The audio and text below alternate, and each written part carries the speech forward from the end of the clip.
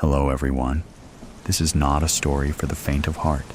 Today, we will be stepping into the darkness of the most gruesome cases, where evil not only exists, but also leaves bloody and haunting traces. This is Real Gruesome Murder Cases, a series of true stories about murders that made the whole world shudder.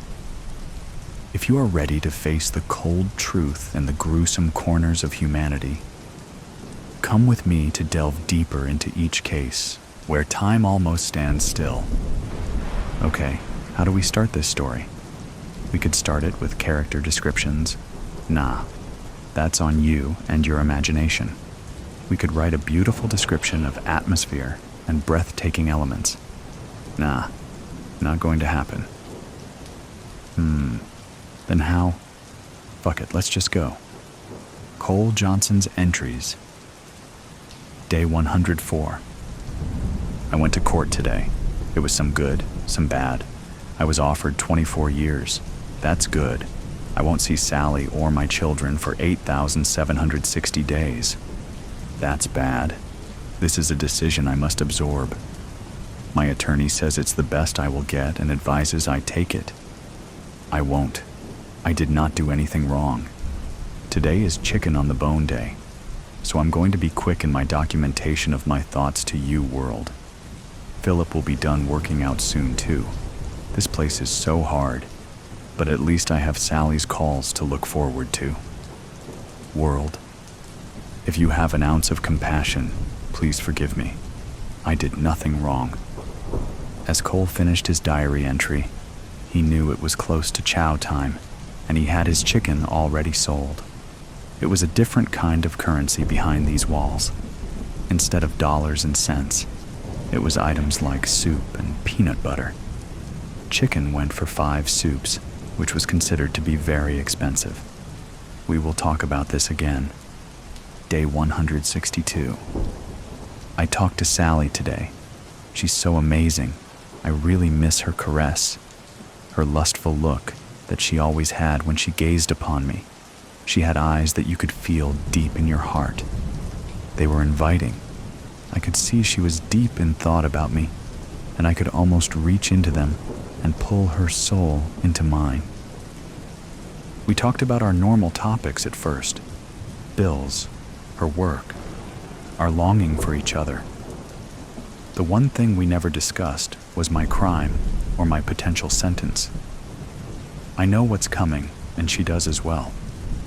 I told her how much I missed her. We recalled our first date for the 500th time. But it was a story that made us both smile and laugh. These memories were all we had now. Cole had to get 16 soups, 4 honey buns, and 2 bags of Doritos together. He had run up a debt, expecting Sally to help him with commissary. This debt was caused by the paper and pen he negotiated for, which was hard to acquire in this place. He wanted to write Sally letters, as well as his children. Although, there were other ways to earn items when you're broke. We will not get into that unpleasantness right now. Day 315. I finally acquired a pen. These golf pencils are only good for writing these entries, not really meant for the long letters I want to write for my children and Sally. Baby mama will no longer let the children take my calls, so getting this pen now was perfect timing. Question is, will the price I paid for it come back to haunt me?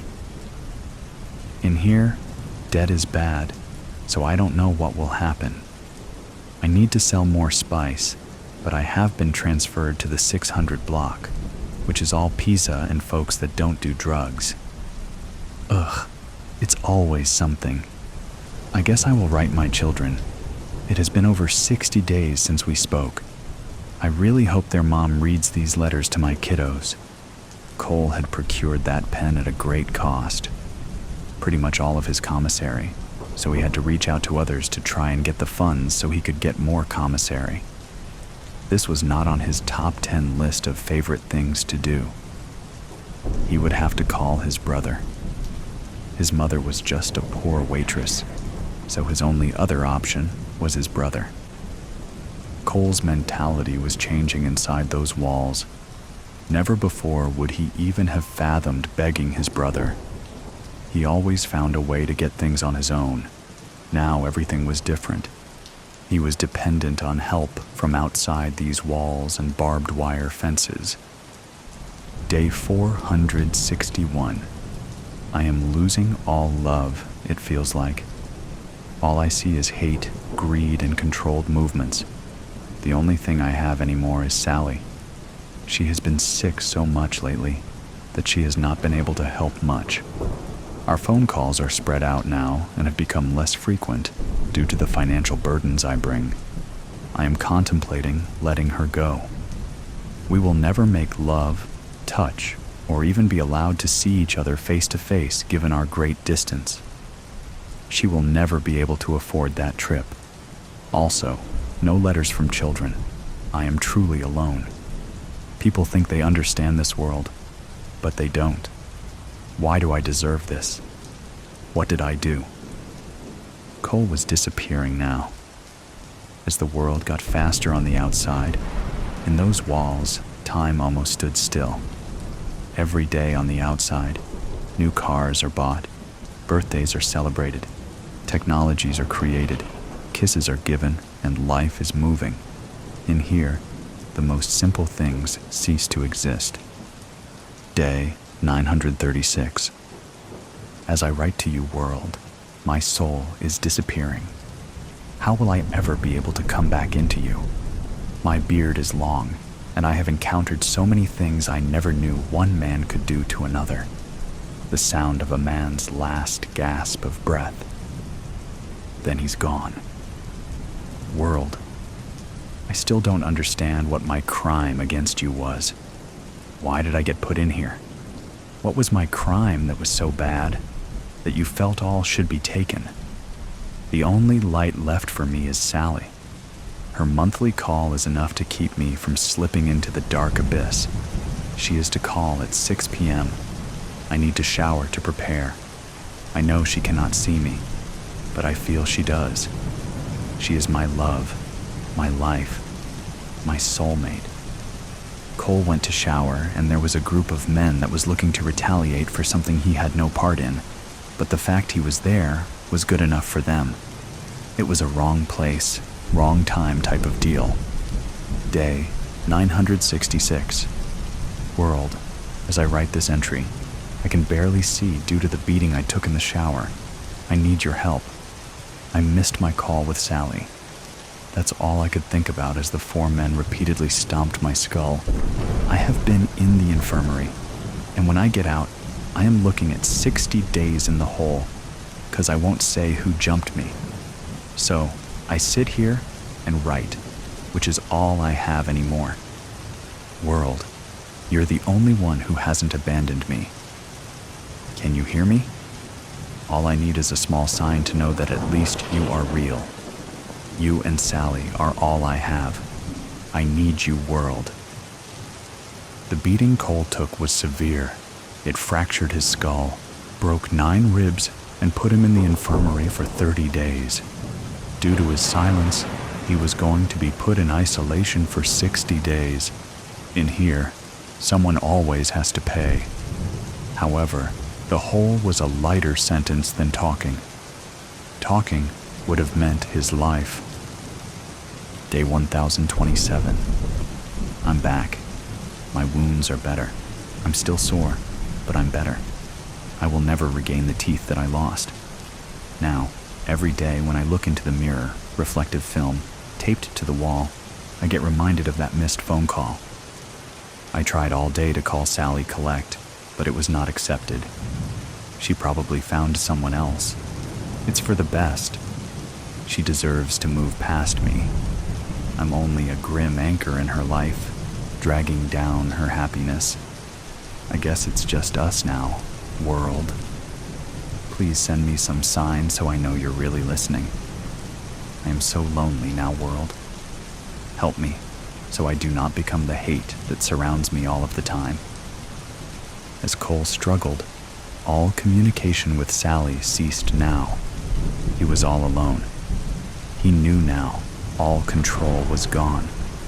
No word from his children, no nothing. He had only one choice now, to take the plea.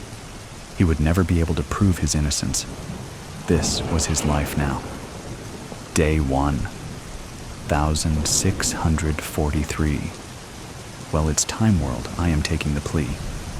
24 years, 8,760 days, 210,240 minutes, 12,614,400 seconds. I know now that the world, yes, you, will never forgive me. Even you have to let go of me. Now, it's only these walls, this disparity. The only thing I have to look forward to is being consumed into this life. I will never admit my guilt in my heart. You, world, have let me go, so I must live only here now and continue to survive. World, goodbye. This will be my last entry. I must kill the Cole Johnson of my previous life and become the Cole Johnson behind the walls. Years passed. Then one day, a graying Cole looked under his mattress to find the journal. He picked it up and began to read. He could only sit and weep as he read words that still had a sliver of hope and moments of joy. It was an emotion that Cole had not felt in a long time. Those feelings of hope, love, ambition, and the possibility of a future were all gone now. He was covered in tattoos, not because they were cool, but because they told his story behind these walls of who he was and what he had done. As Cole held that journal and looked into that so-called mirror, he didn't recognize the man looking back at him. It was only a shell of himself. He decided to write in that journal once again. Day 6142. Well, world, it's me again. I'm sure you don't remember me. I'm the man who killed that family at that intersection on Christmas Eve many years ago. Remember me now? Why did you abandon me, world? It has not been easy. I had to kill a man, and I have been sentenced to death by lethal injection. I have tried to write the one child that survived that fateful night long ago. He is older now, and I guess has moved on. He will probably never forgive me. He will never be able to hug his sister, mother, or father ever again. I will never be able to hold Sally again, and it hurts so much. My execution has been scheduled for next Tuesday. I guess this will be my last entry. World, please let the universe know that I am sorry, and hopefully you can find a cool section of hell for me. If I could only see my love just one more time, hug my children one last time. I know now that's not possible. I hope Johnny and Allison have forgiven me and had the life they deserve and are happy. As Cole prepared to be sent into the universe, a correctional officer came into his cell to give him his last meal. He also handed him a letter. Cole stood, hoping it was a farewell from his children, or maybe even Sally. As he looked at the envelope, and he was terrified to open it. He had not seen or felt for so long, and as he began to open it, the guard told him, "We found this letter in your property, Cole. We do not know why it was overlooked, and we all thought you deserved to have it." The correctional officer left, and as Cole opened it, he noticed it was old like him. It was from Sally. It read, "My dearest Cole, I know by the time you read this I will be gone. It turned out the reason I have been so sick lately was because of the aggressive cancer inside of me. The doctors have given me only weeks to live. I am so sorry, baby. I cannot stop it. I want to tell you how much I love you. I know someday we will be together in the stars. My love, I hope this letter finds you with compassion, not fear. Everything will be okay, Cole. Even in death, I will not let go of you. I will always watch over you, my Cole. Please forgive me for leaving you. I love you so much. The doctors are coming, if I am able. I will write you again as soon as possible. Love your soulmate, Sally. All Cole could do was fall to his knees. She was always with him. He thought he was talking to the world, but it was his Sally all along. Easy money. Debbie said that it was lucky for us that the weather would make for fewer people on the roads, less chance we'd be seen. 25 freaking degrees. I do not like the cold. This will be the first time I've ever done anything with Randy. This thing was his idea, I think, but it was Debbie that brought me into it. There's $6,000 to be had, and it sounds like no problem having it, if you don't mind robbing some old lady, which I don't. This weather is awful, though. They're always predicting snow, but we don't usually get any. When we do get it, it's pretty, covering up the trash on the ground, making the town look better than it really is. So, Debbie told me about this, and then has Randy tell me the details. We're planning on tricking this old lady, but they don't really have a handle on how to do it. We're going to tell her they're from the city, tell her they need to look inside her house. Randy looks like a teenager, and Debbie's a girl. They need me to be the man from the city. I told them I had a blue shirt with badges on it. It had belonged to my brother Danny, who's doing time in the state penitentiary, back when he worked for the city. I've got his van, too, and it's plain white like a service vehicle. Debbie was Danny's girlfriend before he got locked up. Now she's Randy's. She ought to be my girlfriend because I'm a lot more like Danny than Randy will ever be. But I get it. Randy is smart, and Debbie wanted somebody who was not like Danny. So, we got this plan. It's Randy's plan, but we're all in on it. I have a gun. It's a gun Uncle Terrell gave me when I was a kid. It's a .22, but it works. Randy said not to bring it, but I really want to have it with me. You can never tell what might go wrong. What if this old lady has a gun? Did he ever think about that? So, I got the shirt and my van. We got what we need. This morning, we went back over what to do. We go to the old lady's house at a little after 12.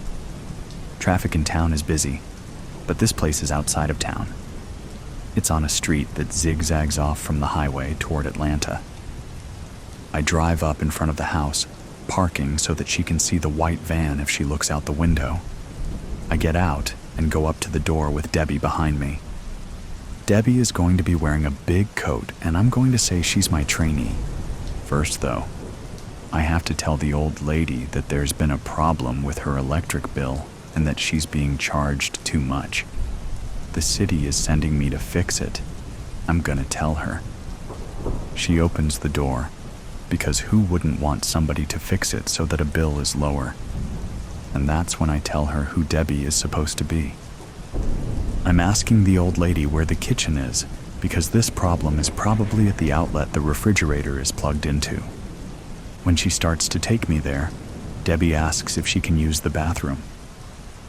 While I'm in the kitchen, Debbie goes to the old lady's bedroom. Randy says the money is in the bottom drawer of her Chester drawers. I keep the old lady busy till Debbie comes to the kitchen. Then I make like I fixed the problem, and we leave. Easy peasy, lemon squeezy. The old lady won't know she's been robbed. The next time she looks for the money and it's gone, she won't think that it might have been the city electric guy. She's old. If she does remember us, she sure as hell won't remember what we looked like. Randy says there's about $6,000 there. I'm like, how do you know? He says the old lady is Dexter Lockwood's granny, and Dexter told him. We gotta give Dexter some of the money? Randy says no, that Dexter is stupid, and just told this without thinking up the plan himself. Randy is staying in the van while Debbie and me go inside. With the weather as cold as it is, it wouldn't be a good idea to turn the thing off and just hope it will start when we get back. It's usually reliable, but in this weather, I don't know. I'm leaving it running with Randy inside, out of sight. And damn, it is snowing.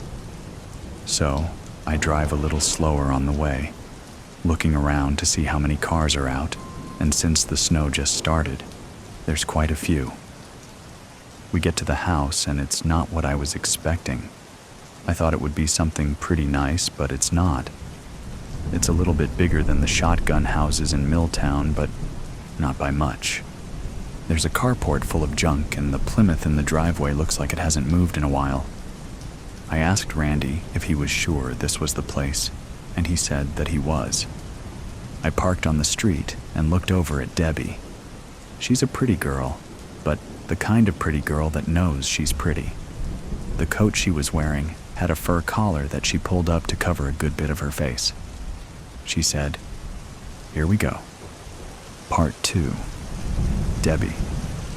When Steve pulled up in front of the house, I could tell that he was scared, and it wasn't just because of the snow. He was dim in the head like his brother Dennis, but Dennis wasn't scared of anything. That's why he was locked up. A little bit of scared can be a good thing. It keeps you from being foolish. Randy and I had gone over the plan a good bit before we got Steve involved. He had the shirt and the plain white van. He was too dumb to send in alone. Somebody needed to go with him to be sure he didn't screw it up. While we're going over the plan, Steve started talking about having a gun he wanted to bring with him. Randy said no. A gun would change all of this. We would go from basically pulling a scam to maybe getting charged with assault with a deadly weapon of an old lady. I'm scared that Steve brought it anyhow. So, it's below freezing, and the snow has started to stick. I didn't say anything though. We needed to be focused on what we were doing because this was $6,000. $2,000 for each of us. I could last 6 months on $2,000 if I was careful. And I was careful. I'm not mentioning that until we get this done. I want my money, and then I'm done with Randy, and with Steve, and with Dennis. When he stopped the van in front of the house, I could see Steve starting to freak out a little. I didn't want him to spend too much time thinking, so I just looked at him and said, "Here we go."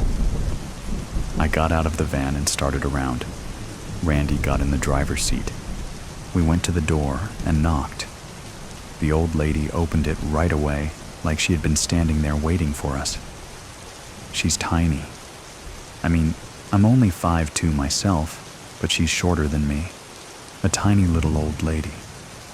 "Can I help you?" Steve stutters a little, but manages to say, "We're here about your bill. Has it been too high lately?" "What bill?" she says. "The electric bill," he says. "Has your electric bill been too high?" "It's high," the old woman says, just like any other old woman would have said about any other bill. The old lady is tiny, but she's mad, staring at him right in the eye. "Let me come to your kitchen," Steve says. "I can show you what the problem is." "I need to go to the bathroom," I say, but the old lady doesn't hear me. The old lady looks at me and says, "They got to send 2 of you to look at it?" Steve is in over his head. "Let me come to your kitchen," he says. The old lady's hackles are up big time, and I can see she's not scared. She knows we're trouble, and she's not going to let us in. I say again, "I need to go to the bathroom." "I can show you where the problem is, and I can fix it and save you some money," Steve says, and he sounds desperate saying it. I could see where this was heading. She would slam the door and call the police, and even if we didn't get caught, there wouldn't be any money. That was for damned sure. I shoved past Steve and pushed the old lady backwards. I thought she would fall, but she didn't. She staggered a step, and I was inside. I spun her around and pushed her face first into the sofa. I didn't want her looking at us any more than she already had. I could hear Steve snatching drawers open in the next room. I'm thinking the jerk doesn't remember where the money is. Randy had said specifically that it was in the bottom drawer in a cardboard box under some old nightgowns. Why the hell could he not find it? I hear him cussing then. He comes out and says, "Debbie, you're going to have to come and look for it." I can't find it. Idiot! Names! Now the old lady knew my name at very least. By then he was beside me, leaning into the old woman himself, holding her there. I got up and went to the bedroom and saw that he had ransacked it. The room straight across the hall was a little bathroom. There was one other door still closed. I went to it. I opened the door, expecting to find a different bedroom, the right bedroom, but instead, it's piled high with boxes and crap. Her junk room. Damn it, I said. I went back to the front room where Steve continued to hold the old lady down. I leaned down to her and said, "Where is your money?" "I don't have any money," she said. Steve started to let her up, and it made me so mad that I slapped his head. He leaned back into her. "You do. We know about it. It's supposed to be in the bottom drawer of your Chester drawers in a box. Now where is it?" She said, "My Christmas money?" "Yeah," I said, wondering if she thought we wouldn't take it if she called it that. "It's gone. I spent it." Now I was mad. How did Randy get such bad information? What the hell were we going to do now? Finally, I said, "You must have started saving up again for next Christmas. Where's that at?" "In my sewing room," she said. I didn't say anything to that. "The sewing room," she said. "I heard you opening doors. I know you went in there." "The room with the boxes?" "Yeah, I keep it in one of the boxes in there." "Which one?" She started describing where it was, but I thought there was no way I was going to go in there and find it, even with her description. There was crap everywhere in that room. "Bring her down here, Jeff," I said, heading down the hall and expecting Steve to understand that I was referring to him. Again, it took 2 beats for him to catch on. He held the old woman by the back of her neck, pushing her in front of him. I pulled my coat up high enough that she couldn't get a good look at my face. When she got inside the room, she went to a stack of boxes and moved them around, finally pulling out one that looked, to me at least, like every other box in the room. She fumbled and opened it as we stood behind her. Part 3. Randy. There was supposed to be $6,000 in the box. If anything, I thought there might be more. I told Debbie about it, hoping she could talk Steve into doing the actual theft. Her idea was better because she knew about the official-looking shirt. I didn't want to deal with Steve. He was stupid. This needed to be simple, not simple-minded. Debbie planned it well. None of us knew how the weather would be that day. The temperature had been around freezing for a few days. Then it dropped into the 20s, and then it started to snow. I thought about calling it off, but I didn't want to lose Steve. We could do this. Debbie had Steve practice everything he was going to say and do. She walked him through it over and over, until we were all bored to death by it. The main thing was to say he was from the city, and that there was a problem with the electricity, and he could fix it and save her money. Once they were inside, the whole thing would take 2 or 3 minutes. I thought the shirt would be enough to make Steve look like a utility worker. It wasn't. He looked like a doofus wearing a work shirt. It was too late for me to say anything to him or Debbie. We were committed to the plan by then. I looked at him and wanted to ask if he had brought his little gun with him, but I didn't. I just wanted to hurry and get this over with. When we got there, Steve is like a raccoon caught in a car's headlights, and I think, damn, we are done for. I thought about pulling the plug, but I didn't. I should have, but I didn't. Debbie came through, getting him out of the van and headed toward the house. I watched them till they got to the door, and I realized how much snow had fallen. Maybe 5 minutes passed before I heard the gunshot. That son of a bitch had brought a gun after I told him not to. He fired again, and I thought, dumb bastard has killed her. I was already out of the van, which I had left running and with the door open, and was running toward the house. I can hear Debbie crying, and I know it's because she just watched that fool kill the old woman. The door pops open and Debbie comes staggering out, doubled over. I grab her shoulders and raise her up. There is a widening red patch at her stomach that I don't want to look at too closely. I put my arm under her and help her to the van. I can't very well drive her to the hospital and explain that our partner accidentally shot her while we were robbing an old lady. And I can't walk away from that situation either, I realize. I opened the side door and laid her down. "This is messed up," I said. She didn't say anything back. I ran back to the little house, knowing that neighbors might have heard the gunshots and called the police. I needed to get Steve and the money and get the hell away and figure out what we needed to do about Debbie.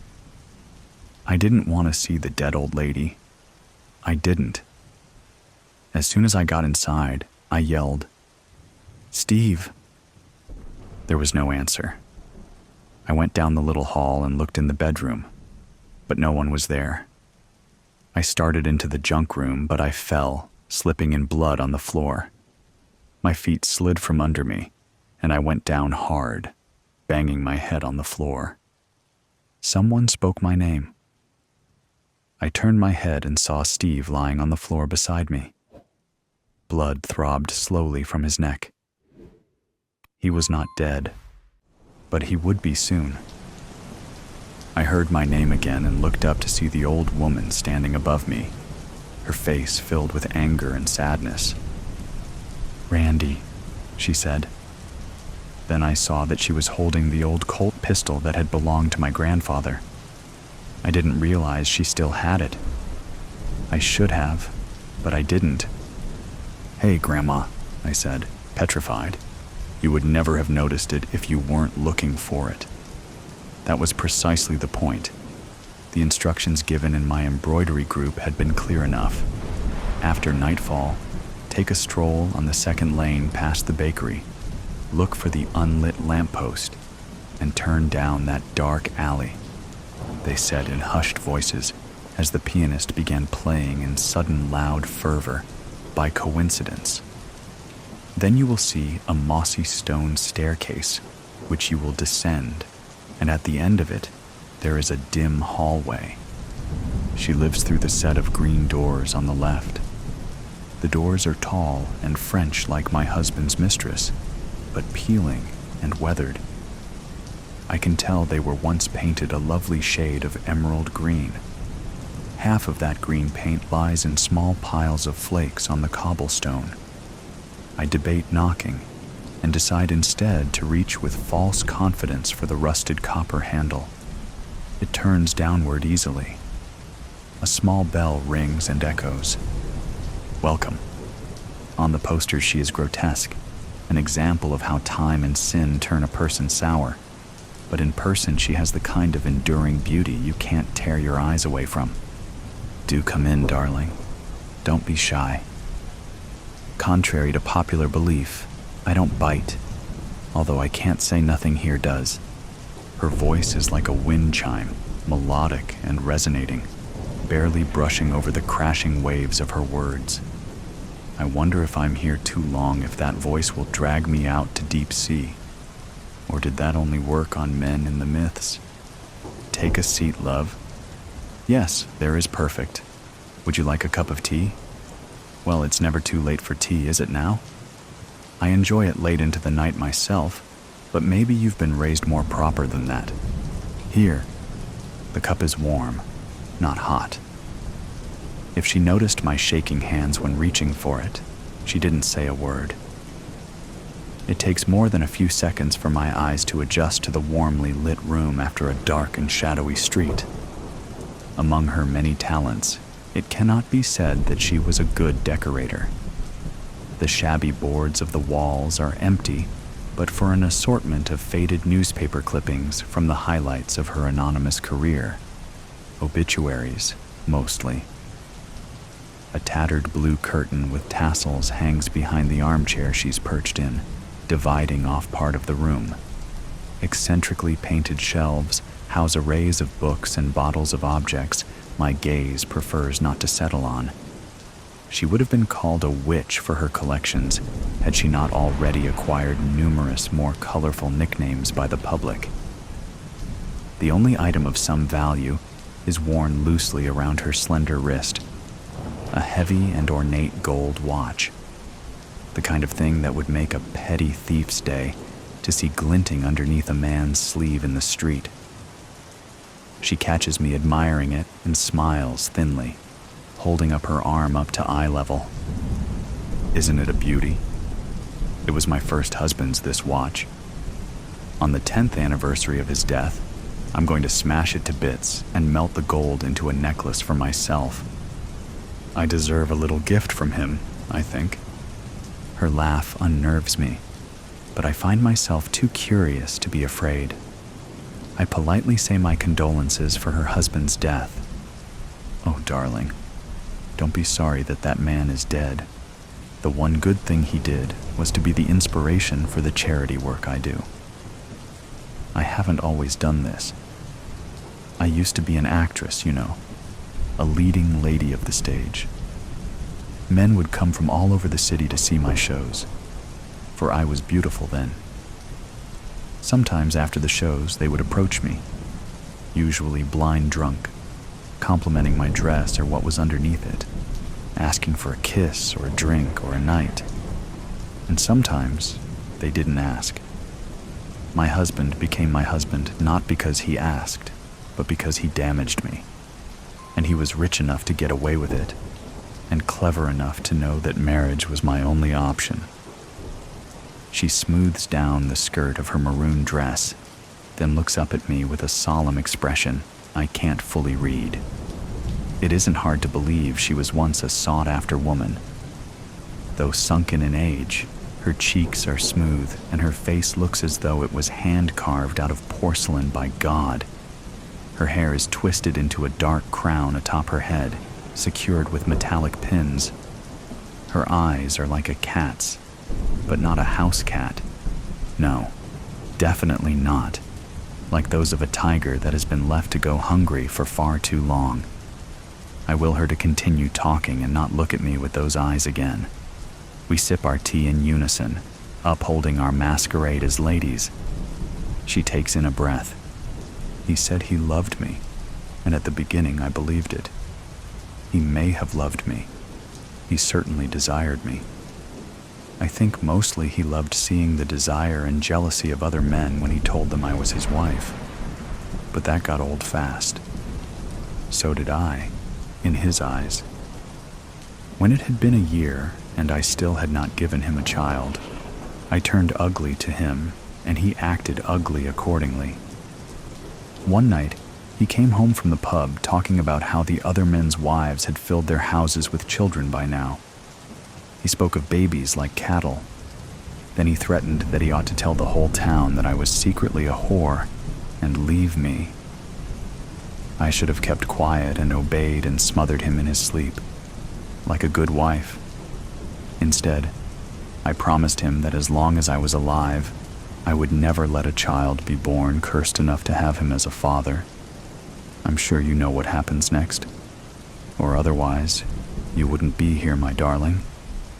She traces a scar on her chin that I hadn't noticed before, extending along her jaw to the start of the delicate bones of her neck. I imagine it snaking around the rest of her throat in a ring, strangling her pale skin, and my breath catches. It looks as if lightning struck her. She was struck, though not by something as rare as lightning. I instinctively touch my collarbone where I know without looking there is a ghastly bruise. My modest neckline covers it, but somehow it feels like she knows it's there. My mark of pain. I hope it goes away quickly so my husband does not think me unsightly. But then again, perhaps that will not be necessary. I nod at her meekly to show that I do know what happens next. I can't say whether he truly meant to kill me, but to hurt me, to wound me, to make my thoughts and words disappear in flames. He meant that with all his heart. The funny thing is, it was him who made my words true. Of course, he couldn't have known that I was with child. Even I did not know then. After, no one would ever get to know. I made a gravestone, although there was nothing to bury. And then, a month later, I buried my poor sick husband next to it, marked only with a slab that did not bear his name. Wealthy and beloved as his gold in his life, in death he became only stone. The disease had taken him so quickly that there was no time for anyone to save him. Shame on chance to take him from this world so young. Got him like poison, essentially. The porcelain around her eyes cracks faintly in amusement. I have nothing to say in response, my mind stuck on the picture of a crude gravestone smaller than it should be. Now, love, how would you like your tragedy to occur? The widows in my town all chose differently. Most agree that the worst methods are only to be used for the worse husbands, but sometimes there is no rhyme or reason to it. After all, all's fair in love and war.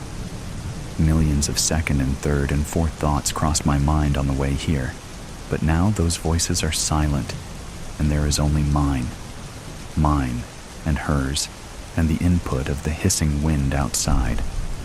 Well, what will it be? In 2 weeks, it will happen. On the way home after a day of work, my husband will feel a bout of hopelessness that gives him a nudge to hurl himself off of the local bridge. The river below is not a kind one, especially to those who never learned to swim. He will have been drunk, since he often is, and everyone knows how he gets when he's drunk. No one will discuss a death as taboo as taking your own life. My children and I will cry and wear black for weeks, though no longer than what is expected. At the same time, the black of our bruises will fade. He won't be missed very much, really.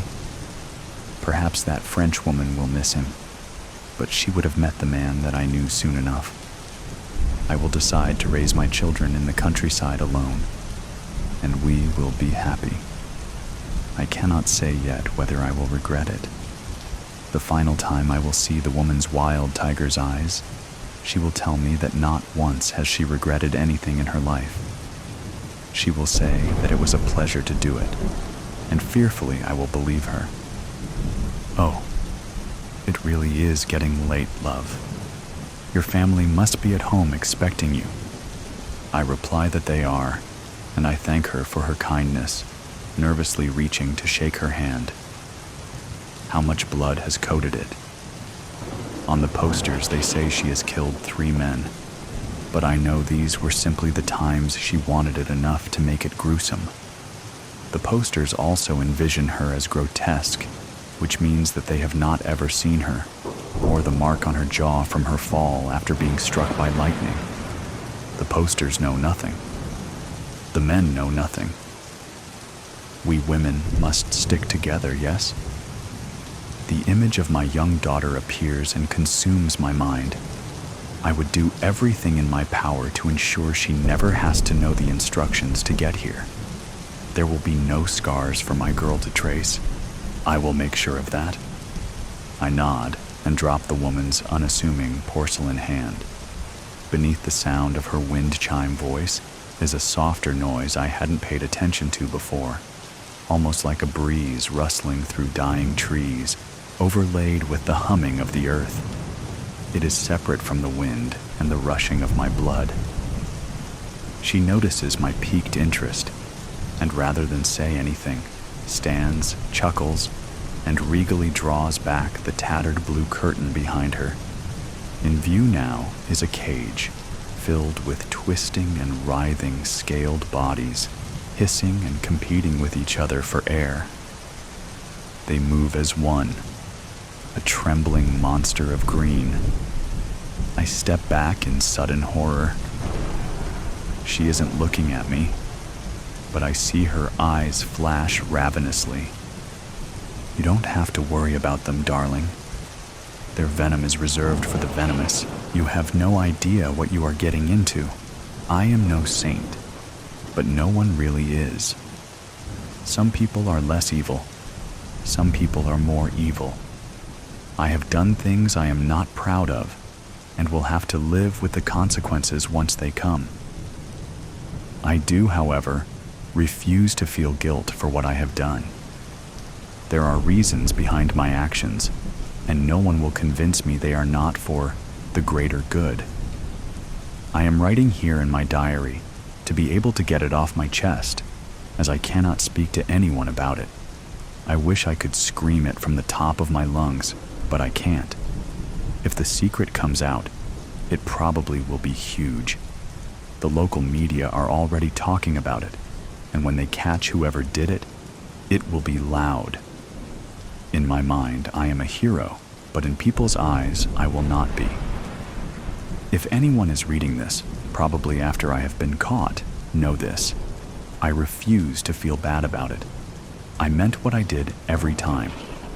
My heart is pounding with excitement, but I close my notebook and rest my head on the wall behind me. I've been doing my assignments for over a year already, but even thinking about them makes my heart race. It gives me rush, flushes my cheeks, and keeps me motivated to keep going. I love everything about it. I look at the time on my watch and get off the bed.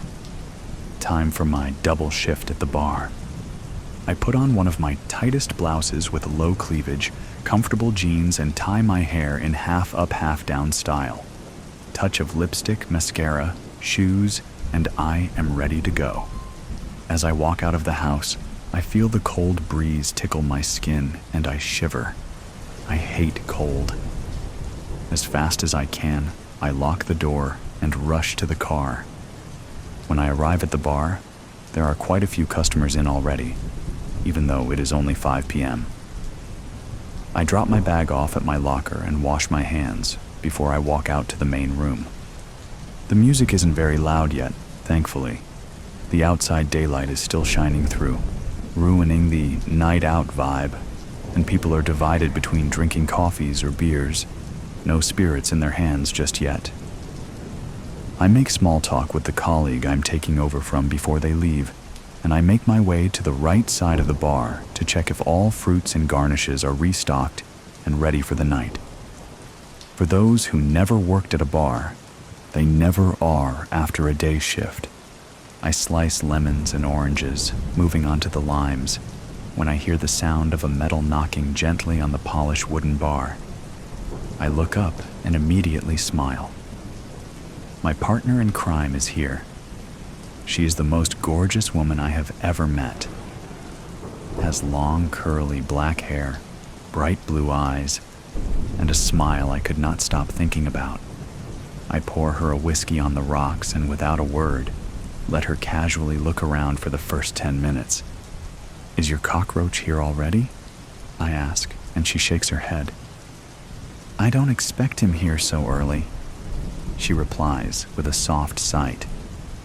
"Besides, I wanted to give you some attention before I see him." I smile and roll my eyes. "Lizzie, keep your flirting skills for the boys. I know what a sneaky little snake you are." She laughs at my joke, but doesn't reply. "How did you meet this one?" She grabs her glass and swirls it around, watching the almost melted ice cubes float in circles. "I accidentally bumped into him at the grocery store, very conveniently wearing one of my cutest dresses. We have been chatting on my fake phone for a week now. And he is definitely the one that did it?" I almost whisper, leaning closer towards her face. "Yes, Polly. He did do all of those unspeakable things to that girl a year ago." She whispers back, and I can smell the whiskey coming from her breath. Then his rich daddy hired a lawyer, paid off some of the important people, and the cockroach is enjoying his life. She puts the glass down and straightens back in her chair. Not for long, though. We make small talk as the time goes, in between me serving customers until about 6 p.m. when the cockroach walks in. He is a tall man with brown, messy hair, sharp jawline, and dressed nicely in some expensive clothes. I can't tell you what brand they are because I know nothing about it, but the way he wears them with cockiness, I can tell he spent money. His dad's money, I remind myself, and continue wiping the already clean bar, trying to make myself look busy. Liz gets up from her chair, greets him with a kiss on the cheek, and sits back down in front of me. They order a round of drinks, and she starts to work her magic. They spend hours on chatting and laughing, although I know Liz is faking it. She always does. When the clock strikes 9 p.m. and her date is pretty tipsy, they order the next round of drinks. I make them and turn my back to the camera to grab the lemon off the cutting board with the pill between it and my finger, and I drop it in his drink. When he starts talking incoherently, Liz grabs his arm and quietly walks him out of the bar. I wait a few minutes before I ask my colleague to look after the bar as I need a quick break and leave as well. I find them in a back alley, the cockroach sitting sloppily on the floor, resting his back and head on the wall, and Liz standing above him, looking at her phone. As soon as I walk up to them, she looks up. I spoke to his victim. The girl was still so upset about what happened. She whispers, with anger in her eyes. This piece of... He took something away from her she will never get back. He deserves what is coming his way. I don't reply, but nod in agreement. I look at the guy's face and feel disgusted that he not only felt it was okay to do what he did, but also decided consequences are not for him to handle. My stomach feels tight, something heavy like rocks growing inside it. I am not sure if it is from nerves, stress, disgust, or excitement from what is coming. It is Liz's time to deal with the man, and I need to get back to work soon enough. I help her tie his hands and feet, put him in the boot of the rented car, and turn to Liz. He should have admitted and faced the punishment, I hear Liz say as she slowly walks towards the driver's door. She isn't looking at me, and I am not sure if she is talking to herself or me. He is a gross, creepy cockroach who has done something horrible and he needs to pay. The smug smile he had on his face when the case was dismissed, knowing he got away with it. I see her shake her head in the streetlight falling on her from above. Well, he didn't. They don't anymore. I whisper back and walk into the bar. HIM. I can feel the headache getting worse as the shouts don't end. Mr. Robertson came to report his son's missing, but ever since we took all the information and said we will look into it, he has been shouting at various officers. He wanted the whole station up at this moment and searching for his son. We tried explaining to him that we will not be able to find him within the next hour, so when he kept shouting, we threw him out, threatening with a ticket. I spin around in my chair to look at the cork board again, but feel hopeless. Missing men keep being added to it, but no more clues have been discovered. I feel like a complete idiot. Ryder Robertson's picture have now been added to the right side of the board, alongside Henry's, Lewis's, Christian's, and Jake's. All of these men, various ages, occupations, and lives, have been missing, and it was my job to find them. I hear someone walking up to my desk, and I turn to see my partner Jesse. I could put an egg on your head and would be able to fry it within a minute, he says and smiles at his joke, but I don't smile back.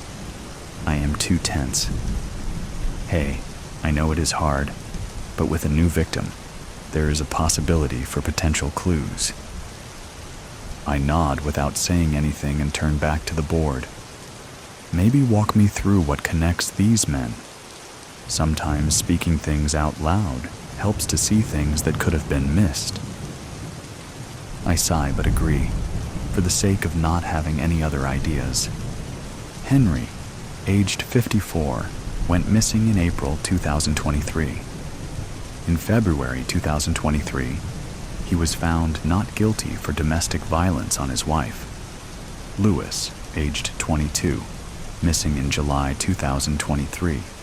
There was an old report to the police about attacking his ex-girlfriend, but she came back to retract the report, saying they just argued and she was okay. Chris went missing only a week after Lewis. They are the same age. I don't, however, have anything that links him to the rest of the guys, so maybe he is not part of it. Jake, aged 32, went missing in December 2023. Only 3 months after his lawyer argued that 5 women that came forward from his company about inappropriate behavior towards them were unstable emotionally and had a vendetta against him. So the case was dismissed.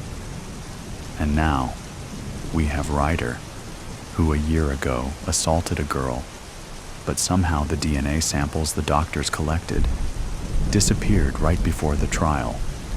All of them have been seen with a woman at a bar the night before they went missing. So, the only thing that connects these men are vile actions against women. What if the women did it? I laugh and roll my eyes. Yes, because the experienced detective didn't think of that. I will check with the girl from Ryder's case, but all others have rock-stone alibis. I pinch the bridge of my nose with my fingers and rub it, trying to get rid of the headache. Soon enough, this case will be assigned to someone else, since I can't seem to get any leads. And this would be an absolute nightmare for a young, ambitious detective like me. I needed to get at least something to keep me going.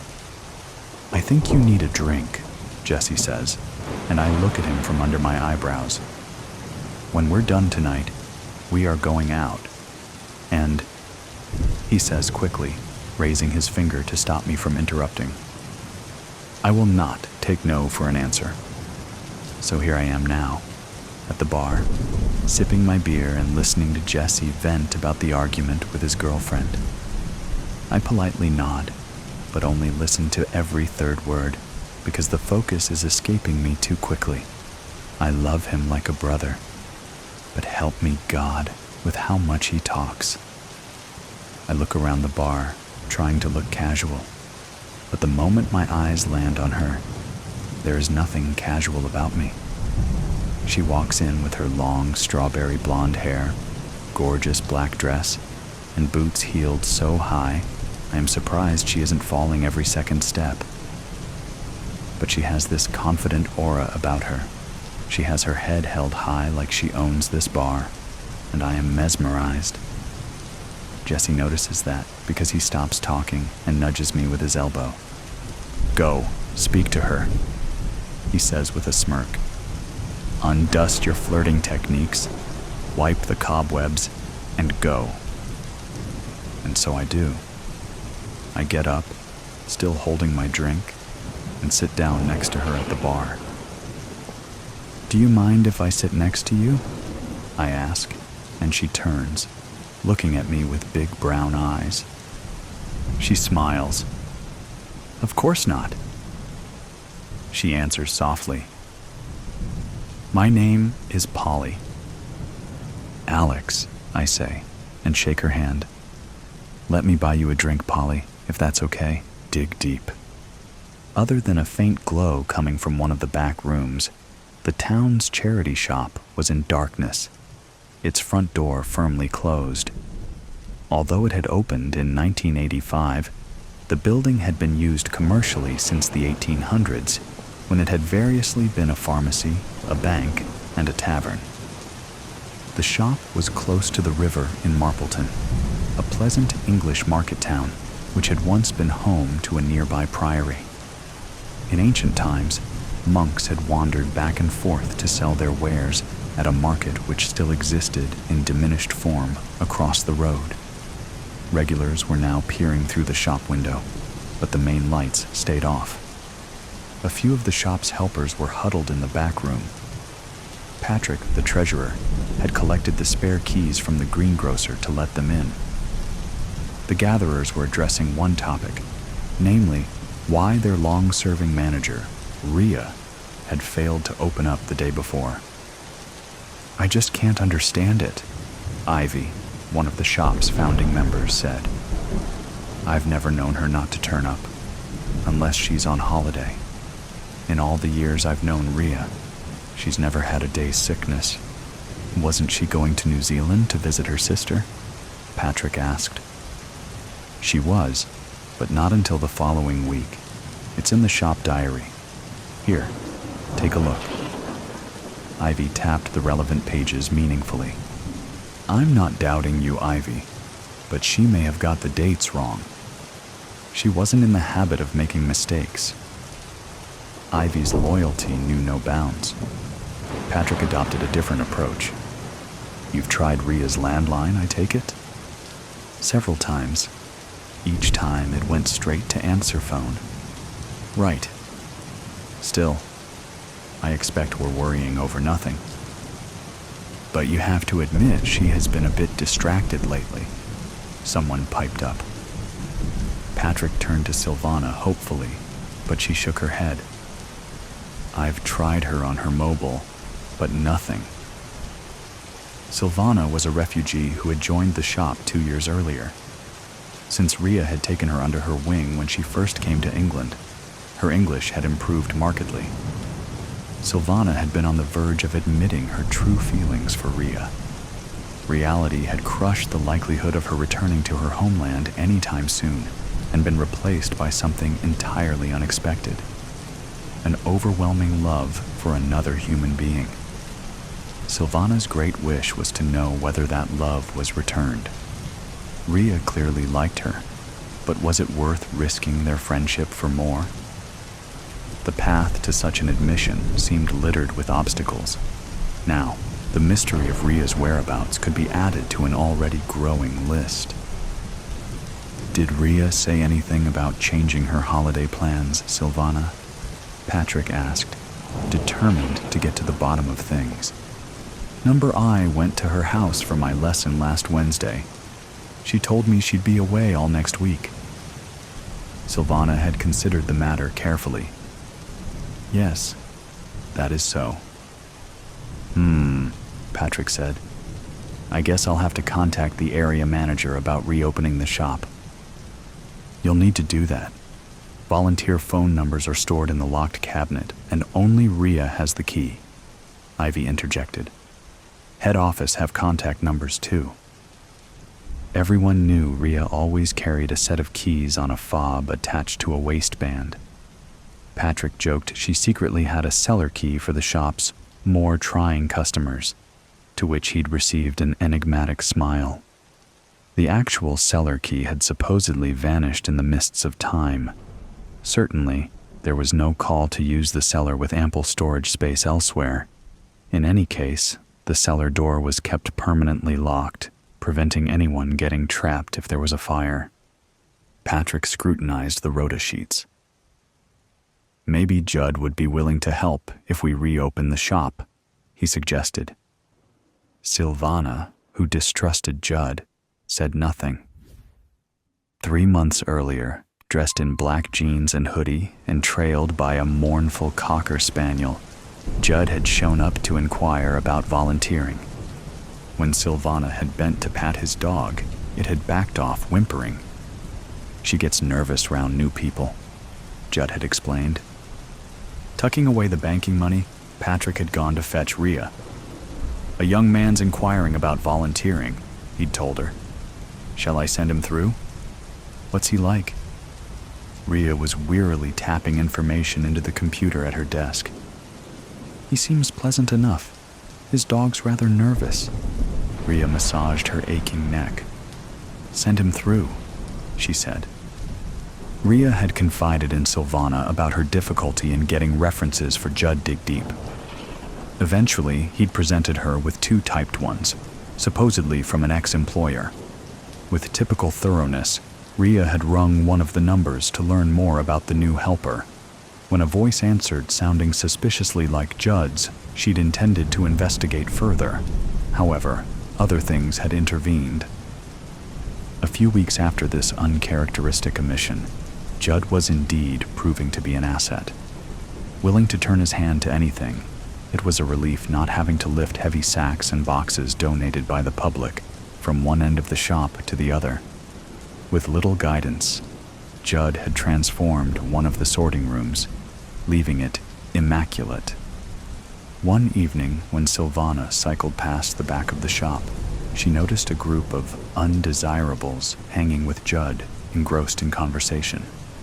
She hurried past, hoping she hadn't been seen. She raised her concerns to Rhea, who told her it was nothing to worry about, that she'd keep an eye on things, and bafflingly added, "I'd rather you didn't mention this to anyone else." The day the shop reopened, without Rhea at the helm, was Silvana's birthday. Patrick invited her to join him later for one of his wife's specials, homemade pizza and pear wine. The food tasted delicious, but she pushed her plate to one side. "You're still worried about Rhea, aren't you?" Patrick observed. "Her cell phone is dead. It's strange. I knocked on her door last night, but still no answer." Patrick got up. "I tell you what, I happen to know Rhea's neighbor, Angela, from the book club. She looks after the garden when Rhea goes away. She may well have a spare key. I'm sure there's nothing to worry about, but it wouldn't do any harm to check if everything is all right." Silvana was relieved. "That's a great idea, thanks, Patrick. I've been known to have a few in my time. Come on, get your coat. Let's see if we can solve this mystery." Half an hour later, the pair were standing in Rhea's house. The hallway led into an open-plan kitchen diner with gleaming countertops and state-of-the-art gadgets. The smell of coffee lingered invitingly. When Rhea's partner Lindsay had died 5 years earlier, she'd left her with a generous insurance payout. Silvana sighed, remembering the other day when she and Rhea had drawn close over a bottle of wine. Rhea had even given her a present. "Only to be opened on your birthday," she instructed. But beneath the gaiety, she'd been out of sorts. Rhea had brushed aside Silvana's offer of help with a brisk, "I'm fine." "I'll check down here if you do upstairs," Patrick said, jolting Silvana back to the present. The passport was lying on the bedside table. However, the photograph bore little resemblance to the person Silvana had come to love and admire. Having spent time working for a private detective agency when she was younger, instinct overrode caution, and she began a meticulous search for clues. Predictably, Rhea's shop keys were lying on the bedside table. More unexpected was the discovery of another set of keys attached to a ring with a tag labeled cellar. "Are you all right?" Patrick called up from the bottom of the staircase. "I'm okay." Silvana tucked the cellar keys into her bag. Then she remembered Rhea's present and opened it. She was surprised to find a pay-as-you-go phone already charged up. "Well?" Patrick exclaimed. "Did you find anything?" "Just this." She gave him the passport. "That's odd. It appears she never made it to New Zealand after all. Maybe it's time to involve the police." "What? Right now?" "It is rather late. I doubt they'll want to be disturbed tonight." Patrick thought of the half-opened bottle of wine waiting back home. "I'll act tomorrow morning. Shall I walk you back?" "No need. I can take care of myself," Silvana said firmly. The moon was her only companion as Silvana descended the cellar steps at the back of the shop. With growing unease, she encased her hands in a pair of gloves and took off her shoes. She didn't want anyone to know of her presence. After 3 attempts, the door creaked open and she was met by a cloying damp overlaid by something else, something unpleasant. Tensing, she flicked on her phone torch and spotted a narrow corridor with another door at the end. Filled with foreboding, she slowly turned the handle. She smelt the body before she saw it. Wearing the trademark hoodie, the bloating, discolored thing in front of her, could hardly be called human. Judd lay slumped against an upturned table, his eyes staring and opaque. Silvana covered her face with a handkerchief to prevent retching and inspected the scene, noting the bloodied head and smashed vase lying beside it. The blood had pooled and dried, staining the clothes and floor. She was no expert, but if the rotting undertones were anything to go by, death had probably occurred a few days earlier. Even then, horror was blunted by relief. So long as it wasn't Rhea, she had the strength for anything. But where was Rhea? Adjusting to the dimness, Silvana tried to make sense of her surroundings. Some crudely constructed shelves filled with storage tubs and packets lay stacked against one of the walls. The place was obviously some kind of drugs den. Could Judd's death have been the result of a disagreement with other gang members? Silvana's stomach lurched. What if they turned up and found her? She'd only just locked the cellar door and picked up her shoes when she heard voices on the driveway. Somehow, she managed to scramble behind one of the bins underneath the fire escape. Hardly daring to breathe, she waited until the scuffling feet passed and the gang disappeared down the cellar steps. Then, she bolted into the night as fast as her trembling legs would carry her. She would decide what to do when she got home. Halfway across the town's park, muffled ringtones came from her bag. "Silvana?" The voice was clear as day at the other end of the line. "Rhea, is it really you? Thank God. Are you all right? Where are you calling from? Talk to me." "If I tell you, you must keep it to yourself," Rhea said urgently. "Of course. By the way, I have your keys." "The shop keys?" "The cellar keys. Long story. I have just been down there. I found him. Judd. Dead. It was horrible." Silvana began to laugh hysterically as the shock kicked in. "You went into the cellar?" Rhea repeated. "Why?" "I needed to know if you were all right. I was so afraid I was going to find you, not him. When I saw your passport, I knew you couldn't have gone abroad, that something must have happened. I didn't get the chance." "What happened?" "I will tell you, but not now. Not on the phone. Patrick is planning to go to the police tomorrow about your passport." Rhea asked. "Did you touch anything when you went into the cellar? Did you touch him?" "No." Silvana's teeth were chattering from shock. "It's cold outside. I was wearing gloves. But what do you know about Judd?" "Why were you wearing gloves?" "I don't know. I had a bad feeling. I didn't want to be implicated in anything. Back home, I once worked at a detective agency. I learned about not touching crime scenes." "You may want to call the police," Rhea said. "But please, can I ask you not to tell them I got in contact or about me giving you the phone? We'll meet soon. That is, if you want to.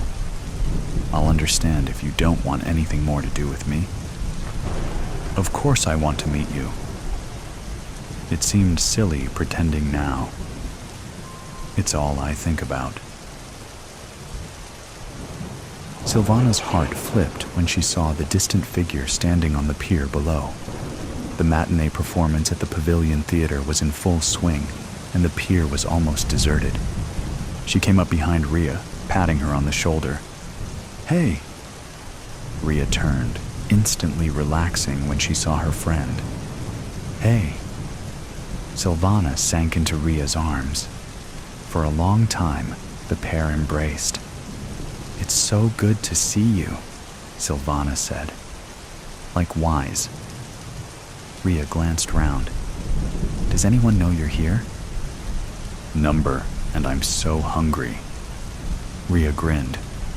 How about some fish and chips? I'll treat you.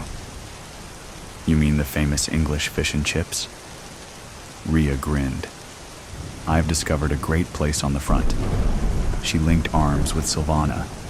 Come on, let's eat. Then, I'll tell you everything. Judd was a bad lot, Rhea admitted later. He was running a drug racket, and I threatened to report him to the police. It doesn't surprise me. But how did you find out? Not long after I joined the shop, I was clearing up one of the back rooms and came across a discarded cabinet. There were 2 sets of cellar keys in it. I never told anyone about them, partly because I didn't want a lot of fuss. I wanted to keep it to myself. Unfortunately, Judd caught me coming up the stairs one evening and demanded to store his things there. I didn't like the way he spoke to me. When I refused, he threatened to torture his dog in front of me. He implied if I didn't comply, I'd be next. His eyes were so cold. For the second time in my life, I felt real fear. There would be time enough to ask about the first time, Silvana thought, clasping Rhea's hand. I'm afraid there's more, Rhea said dully. You probably won't want anything to do with me when you hear the rest. Silvana clutched Rhea's hand more tightly. She'd come too far to be brushed aside. Why don't you let me be the judge of that? She said firmly. Whatever it is, we'll bear it together. You see, I love you. I need you to know that. You do? For a moment, Rhea's face shone. That's a relief, she said, laughing. I thought it was just me. Did you? Silvana laughed too. I may have had my suspicions, but I didn't want to say anything. Oh, I'm so happy, Silvana said. But hold your horses before we get carried away, Rhea warned. Hold my horses? An English expression. It means don't count your chickens. Count my chickens? Silvana, my love, let me finish my story before you say anything. Okay, sorry. Silvana nibbled a stray chip. Rhea was smiling in spite of everything. In the end, I couldn't stand being held to ransom by a bully like Judd. A few days ago, I foolishly decided to confront him in the cellar. He went to grab a knife from the table. There was an old jar on one of the shelves, and as he turned, I smashed it over his head. She shuddered. I couldn't tell you all this, but I made sure you had the phone before I left. I hoped you'd stay in touch. The day after, I headed here, not wanting to be traced. I paid for everything with cash. But surely the police will realize you only acted in self-defense, Silvana insisted. Perhaps I should have gone to them straight away, but I couldn't face it. Rhea's hesitation was palpable, especially considering what? In spite of the warmth between them, Silvana felt a sudden chill, like someone walking over a grave. What aren't you telling me? Rhea's voice broke. I'm terminally ill. At best, I only have months to live. At worst, it will be weeks. I have all the medication I need. I just want to spend my last days in a place with happy memories. I can't believe it. But Silvana knew Rhea was speaking the truth. She tried to disguise her anguish. How long have you known? She whispered. I only found out for certain the day before Judd threatened me in the cellar. Maybe I wasn't thinking straight. I should have told the police everything long before, but by then I was in too deep. I'm going to stay with you. Silvana had never been more certain of anything. Rhea shook her head. Stay with me tonight and go back tomorrow. It won't be long before the police check the cellar. It will look odd if you're not there. I have every faith in your survival skills. Look how far you've come. In the meantime, there's something I want you to have." "What is it?" Ria handed Silvana 2 envelopes. Inside one is a plan of the cellar. After years of searching, I think I may have finally uncovered the sealed entrance to a tunnel leading to the old priory. My father was a historian and suspected there might be one near the shop. The other is a copy of my will. It's my final and dearest wish to make your life better when I've gone. Trial by Egotism. The Honorable Judge Harold Brybar strode to the bench, bearing a coy smile. The court knew that smile well, as did millions watching on view screens all over Mars, as did tens of millions back on Earth who wouldn't get the feed for another hour or so. They also knew the arch of his thick gray eyebrows, the well-trimmed salt and pepper hair he'd gracefully let recede, the petite spectacles he wore when reading, and the mild way he cleared his throat to bring the whole courtroom to attention. In offense to all known theories of jurisprudence, Judge Harold Brybar was a celebrity judge, and there was nothing anyone could do about it. As Brybar sat down, he produced his legendary gavel from the folds of his cloak. It was the gavel that had sent General Sabrina Gallo to the slammer. It was the gavel that had brought justice to the ungrateful 8. It was the gavel that had, so mournfully, let the Scarlet Assassin walk on a series of technicalities. Years ago, a rookie reporter dubbed it the cinematic hammer of justice, and the moniker stuck, though Brybar only laughed and shook his head ruefully when asked about the moniker. Chekhov would have surely side-eyed this fabled instrument of law and order. "This should be the final day of the trial," Judge Brybar said after customarily clearing his throat. "If Miss Tottle's statement runs long, we'll cut for lunch at 11. How long do you think you'll go?" He flashed a smile at the defendant. "An hour should do it." Marissa Tottle flashed a smile right back between lips stained dark red. She came to court in a maroon pantsuit with a long matching jacket that almost reached the ground, and dark lipstick and fingernail polish to match. Stylish, but, for her, understated.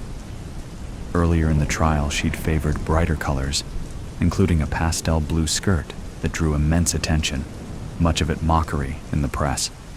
She'd been on trial for previous burglaries and had proven as much a celebrity as the judge overseeing her case. That she'd taken to defending herself only heightened the circus atmosphere. You couldn't wish for a more theatrical combination of defendant and judge. "Excellent," the judge said. "That would mean the jury can deliberate over lunch. A smooth-running ship at last." The assembled audience, standing room only, laughed nervously, revealing how much tension the courtroom held. In theory, Towtle should be guilty as a Labrador by a demolished birthday cake. She'd been caught red-handed in the most elaborate and movie-like theft in the history of the planet after all. But many speculated Towtle had a trick or two up her sleeve. Gambling websites gave her a 15% chance of acquittal, and even a 5% chance of escape. The third prime participant in this drama feels ordinary by comparison. Veronica Brief charted a conventional path as she rose through the prosecutorial ranks. Top grades, hard work, schmoozing, ambition, and a photographic memory. There's little reason to elaborate on her story. Veronica had aimed for calm, efficient, and professional as her persona. She let Marissa and Judge Brybar provide the entertainment. The stately prosecutor drew little mention in the tabloids despite overseeing the case of the millennium. And she'd presented a good case, which was easy in one sense because of how strong the evidence was. Someone had stolen the twin pins of Mars, diamond-encrusted spikes that ceremonially finished the oxygen dome of the first Martian city. Marissa Towtle was a known high-stakes burglar and ex-con.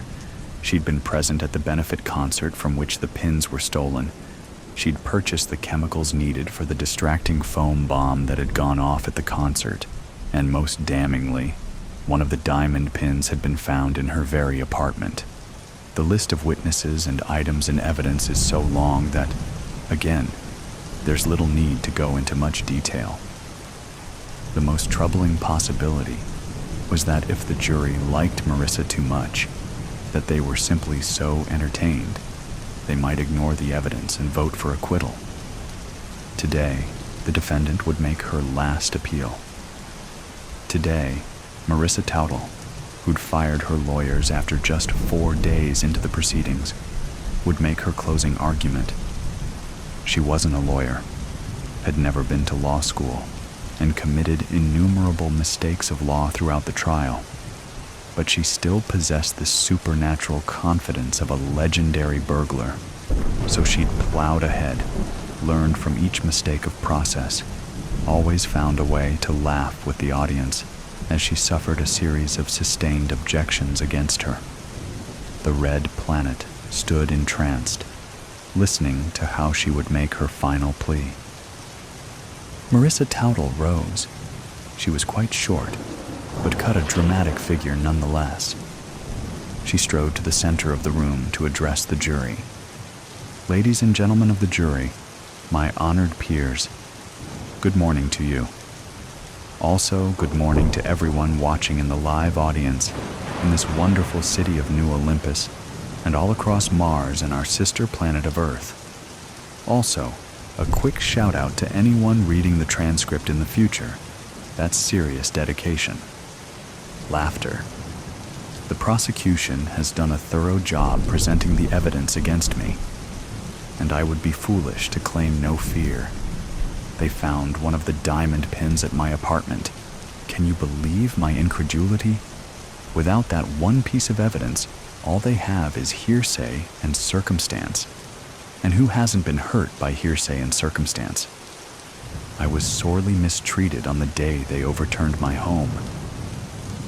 Veronica had decided early in the trial not to be surprised by anything Marissa said. Here she was, starting her final defense by bringing up the single strongest piece of evidence against her, submerging it in a strange cocktail of jokes and grievances. Still, she was as oddly compelling as she'd been the whole trial. Have I mentioned how good you look, jury? The fall weather has really brought out your fashion sense. Such lovely browns and greens. I'm going to miss you all when this trial is finally over. And soon it will be over, won't it? Oh, I don't know if this is legal. Is it legal to compliment and reminisce with the jury? It is, if there's no objection from the prosecution. This was the judge, now looking in Veronica's direction with a raised eyebrow. All around the court, Veronica felt all eyes suddenly on her. And it was true. She could object for relevance or ingratiation, which Mars had added to the legal code 50 years ago. No objection, Veronica said after a pause worthy of a sitcom, to titters and laughter from the audience. She hadn't intended to object at all, no matter how wild the defendant got. It's considered poor form to object during closing arguments, unless the faults are egregious. Plus, ordinary folks see through flattery and immaterial wanderings most of the time, and that should be especially so in this case. Marissa wasn't just on trial for grand theft, but also for assault. When she'd set off the foam bomb at the dedication ceremony, 3 people had been injured, and many dozens more might have been. These charges alone could add up to decades behind bars. A jury might excuse burglary if they liked a defendant, but harming innocent spectators? No way, Veronica thought. Marissa had avoided lengthy prison sentences from previous burglaries through clever negotiating, and because she'd always been careful to avoid violence. Now she might be mere hours from a lifetime in prison. How was she so calm? At this point, Marissa had moved on to a PowerPoint presentation with a selection of quotes projected onto the large screen across from the jury. with certain words highlighted for effect. The rotten witch made all the plans and said it would be an easy score without any risk of harm to anyone. That's what one of my supposed henchmen said about me, if you'll remember. I don't see why that insult was necessary. Read the next quote, this time from a witness who supposedly saw me outside the concert hall. She was laughing like a hyena, or like some evil witch. With the shouting inside, I could barely hear her, but I was close enough I could just make out the cackle. I could read each and every one of these quotes, each more demeaning than the last, but you can look over the full list if you've got the stomach for it. So many horrible things said about me, which I don't mind. I can accept taunts and jeers. But it is certainly interesting that so many of these witnesses couldn't help but include spiteful, disparaging remarks. And you'll notice how many bring out the W word. It almost feels like they were coordinating their testimony somehow. Veronica caught a glimpse of the jury. She read ambivalence on their faces, scowls, smirks, narrowed, focused eyes, and furrowed brows. They were all paying attention, but none appeared sympathetic, and only a few seemed amused. She found it galling that Marissa would imply misconduct from the prosecution. Early in the legal process, Marissa had tried to trade the location of the second diamond pin for legal protection, which Veronica would never have agreed to. Not leastwise because the police were convinced they could lean on her conspirators to produce the second pin, an assumption which, 7 weeks later, had not come true.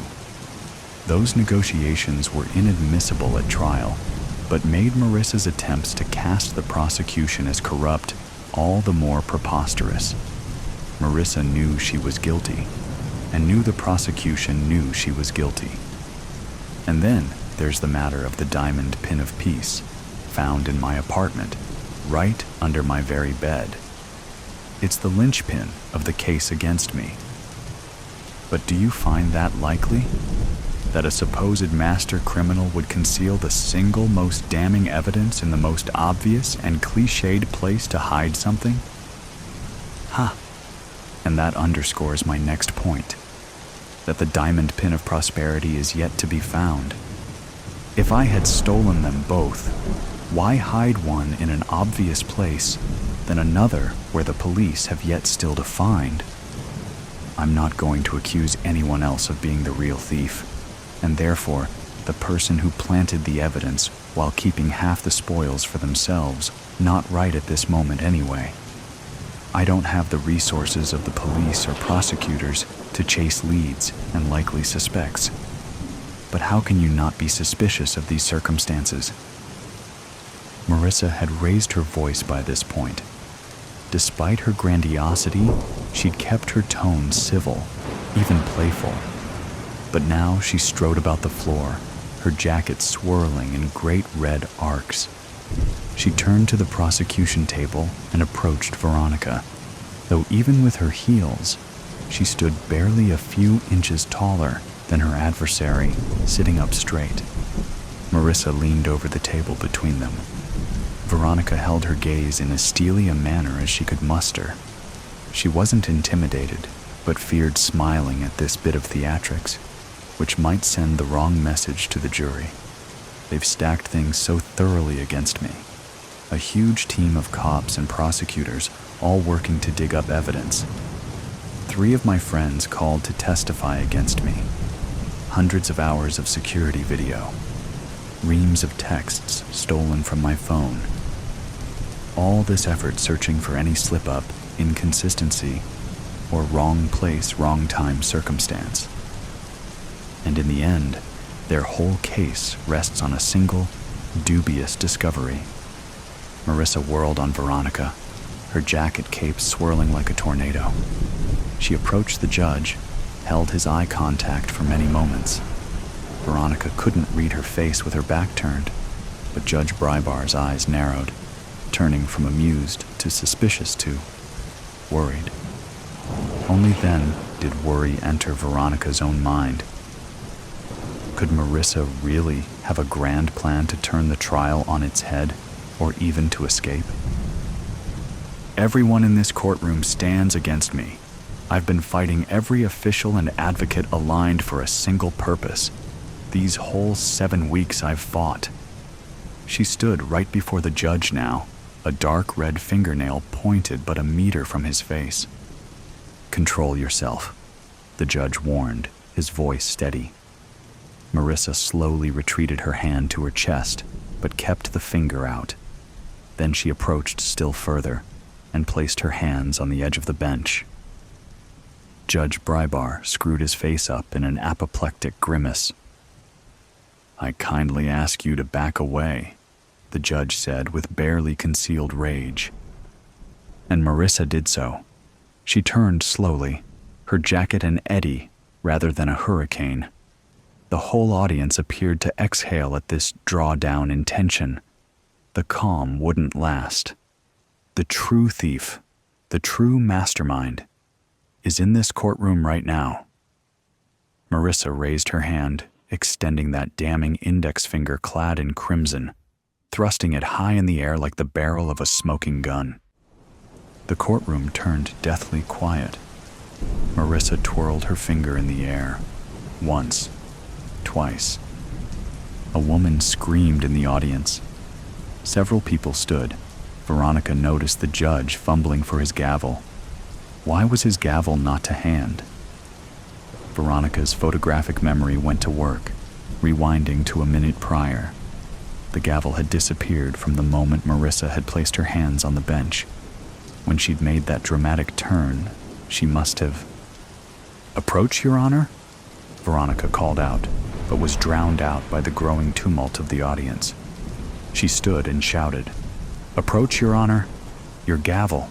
She has your gavel in her sleeve!" The chaos intensified, cries and laughter mixing together. Judge Brybar's eyes were wide as Phobos and Deimos in the Martian night sky. The bailiffs stood frozen for a moment, but one caught Veronica's eye. They nodded at each other and sprung into motion. Veronica charged. She couldn't say why, necessarily. But the thought entered her mind that perhaps this was a grand distraction to allow Marissa some clever escape, and that was just too much of an affront to the seasoned prosecutor. It was a breach of decorum to get involved in bailiff duties, but Veronica had been a track athlete in college and had taken basic police training, and there was so much energy in the courtroom. The bailiff, a stocky woman with a tight ponytail, whose expression almost never changed, her name was Lawrence, Veronica wanted to say, got there first and held Marissa under the arms. Marissa was making a show of struggling without really struggling, calling her capture a brute. Veronica held Marissa's eye contact while she riffled in her sleeves, producing the lost gavel within seconds. "I believe this belongs to you," she said, with what she hoped was cinematic showmanship, as she cast the gavel onto the bench. Adjourned. Adjourned. Take the defendant into custody. The judge had retrieved the cinematic hammer of justice and was banging it on the bench like a woodpecker. Slowly, the veins in his forehead receded as the bailiffs took Marissa away. Next, the judge leaned down to whisper to Veronica, "Meet me in chambers. I fear we're looking at a mistrial." Of course, a mistrial. Was that Marissa's plan? But how would this help her? More chances to escape, maybe, but then she'd surely earned tighter security from this fiasco. She'd wait in prison for the next trial, and the evidence against her would be as strong as ever. Why had she done this? Why had she made such a scene? But then, she'd so loved playing the lawyer, stirring up drama and having all eyes on her. These last 7 weeks may have been the most exciting of an already legendary life. With this performance, Marissa Towdle hadn't earned her freedom, but she'd earned another shot at being the center of the known universe. Shadowed intentions. 3 women missing so far. 3 women in just 6 months. The daily news has become obsessed with the narrative, smothering us in stories from every angle. It's all anyone is talking about, since everyone has an opinion. "It's always the husband," the shopkeeper says matter-of-factly, crossing her arms. "Did you hear that she turned down a colleague for a date? Sounds like he was bitter about it," murmurs the waitress at the local cafe. "Maybe if she didn't sleep around so much, she wouldn't have gotten herself into trouble," says the barkeep, waggling a knowing eyebrow my way as I pretend to nod in agreement. Plenty of leads, a few arrests, but still no dice. 1 missing woman is a tragedy. 2 is cause for panic. 3, there's near hysteria. Businesses are closing their doors well before dusk, and schools have moved to home learning via video calls.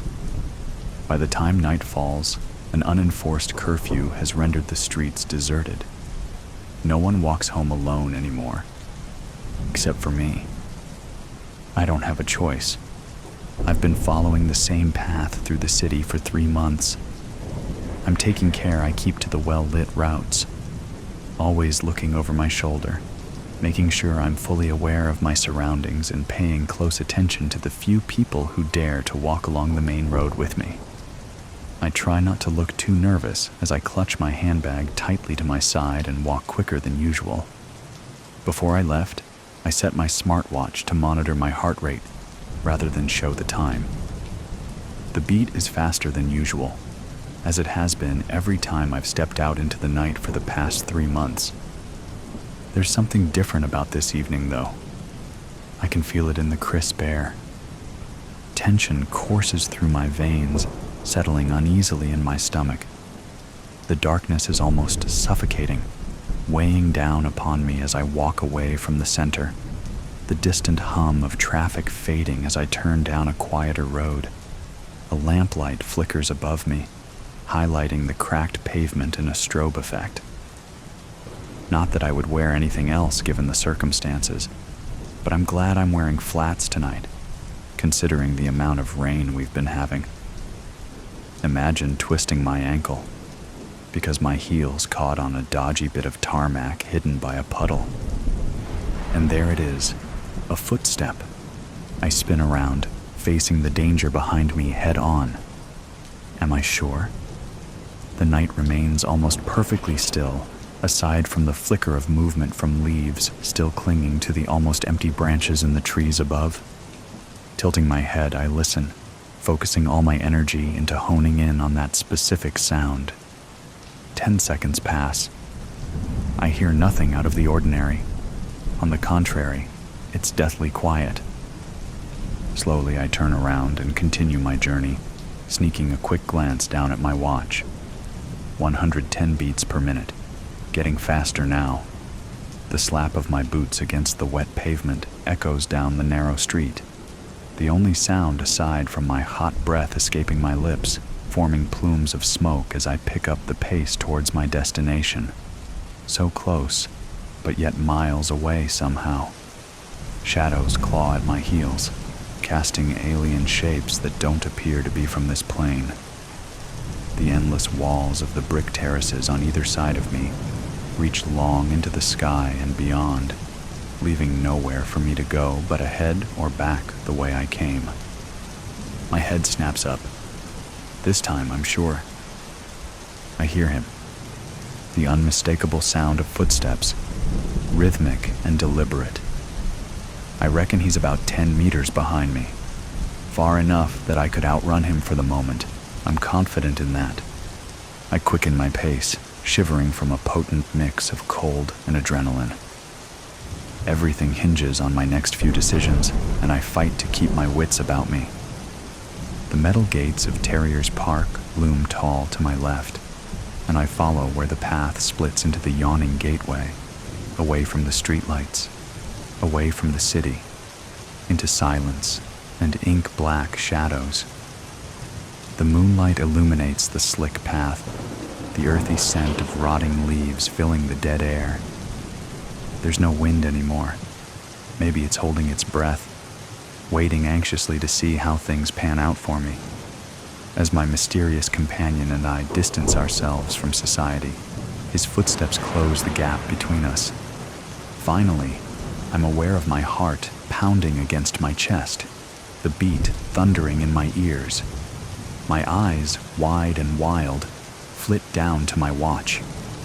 The numbers are as high as I've ever seen them. It's interesting how difficult it is to distinguish excitement from fear, don't you think? In fact, in a lot of ways they are remarkably similar. Both can heighten your awareness and focus. Senses sharpen, energy surges, thrill and threat merge and blur. My heart rate is the same when I experience both emotions, as if they're interchangeable. He's closing in. I feel his menacing aura maybe 3 meters behind me, just as we reach an area with bushes. We're alone, completely alone. Perfect. Bag already unzipped in anticipation. I slide my hand in and wrap my fingers around the handle of my gun. 3 months it's taken me to catch his attention. 3 months to make sure the cat would become the mouse. Finger tight on the trigger, I slow my pace, welcoming his breath on my neck.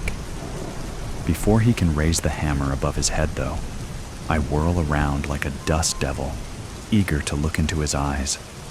I watch as it dawns upon him that, in his arrogance, he's neglected to account for the fact that there's more than one serial killer in the area. I inhale the cold sweat of fear that pinpricks his brow as he realizes that, after tonight, only one of us will be left standing, and it isn't going to be him. Blind panic sets in, and he runs. I make sure he doesn't get far, son of Satan. I awoke to a bright light streaming through a crack in one of the wooden boards I had put up in a paranoid, booze-infused haze. It was June, and the heat was stifling. My mouth was the kind of dry where your cheeks and lips stick to your teeth, the leftover taste of alcohol offensive. I sat up slowly, the usual nausea kicking in, my head pounding, room spinning. I looked down at my shaky hands, trying to steady myself as I half rolled off the couch. A sweaty silhouette of me left behind, my tee, shirt stuck to me. I stumbled to the kitchen, only allowing one eye open to keep things in focus, my head down as I waited for the kettle to boil, impatient as the usual anxiety kicked in. I knew my drinking was a problem, it always has been. But as I'm nearing 40 now, the mornings are becoming more unpleasant and unmanageable. But I know I'll never stop. I put 2 big scoops of coffee and boiling water into a mug, topping it off with a shot of vodka. I downed it and made another, willing the shakes to stop, my eyes blurry and stomach churning. I took the second mug back to the couch and turned on the TV, slowly coming back to life. My mind was quieter today, a numbness over the usual paranoia or anger that resides in me. Sometimes I think it's a darkness, straight from the pits of hell, the angel on one shoulder missing. As long as I could remember, I had been plagued with dark thoughts, a curse passed down from my abusive father. A life of isolation and self-sabotage, sending me spiraling further into this abyss over the years. Some days, I think I can snap out of it, or have a small voice telling me I need help, and that maybe there's still hope for me. But this had just become a way of life for me now, my norm. I had come to accept it. Alcohol and Netflix were my only friends. I sustained an easy work-from-home job that only stole a few hours each day. My manager didn't bother me, and I didn't bother him. He didn't care as long as I hit the numbers, which I always did. It didn't pay much, but kept a roof over my head and supplied my vices. I flicked straight to the news channel like I did every day. There had been a string of murders in the city, and now they were saying, there is a pattern suggesting that it's the work of serial killer. I shivered, watching as they wheeled a 6th victim in a body bag, a one-way trip to the morgue. My head pounded again. I swallowed some paracetamol with a swig of vodka, not taking my eyes off the TV.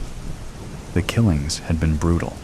I watched along each time with a morbid curiosity, like I was watching a fictional Netflix series about serial killers, almost forgetting that these were people living in the same city I am.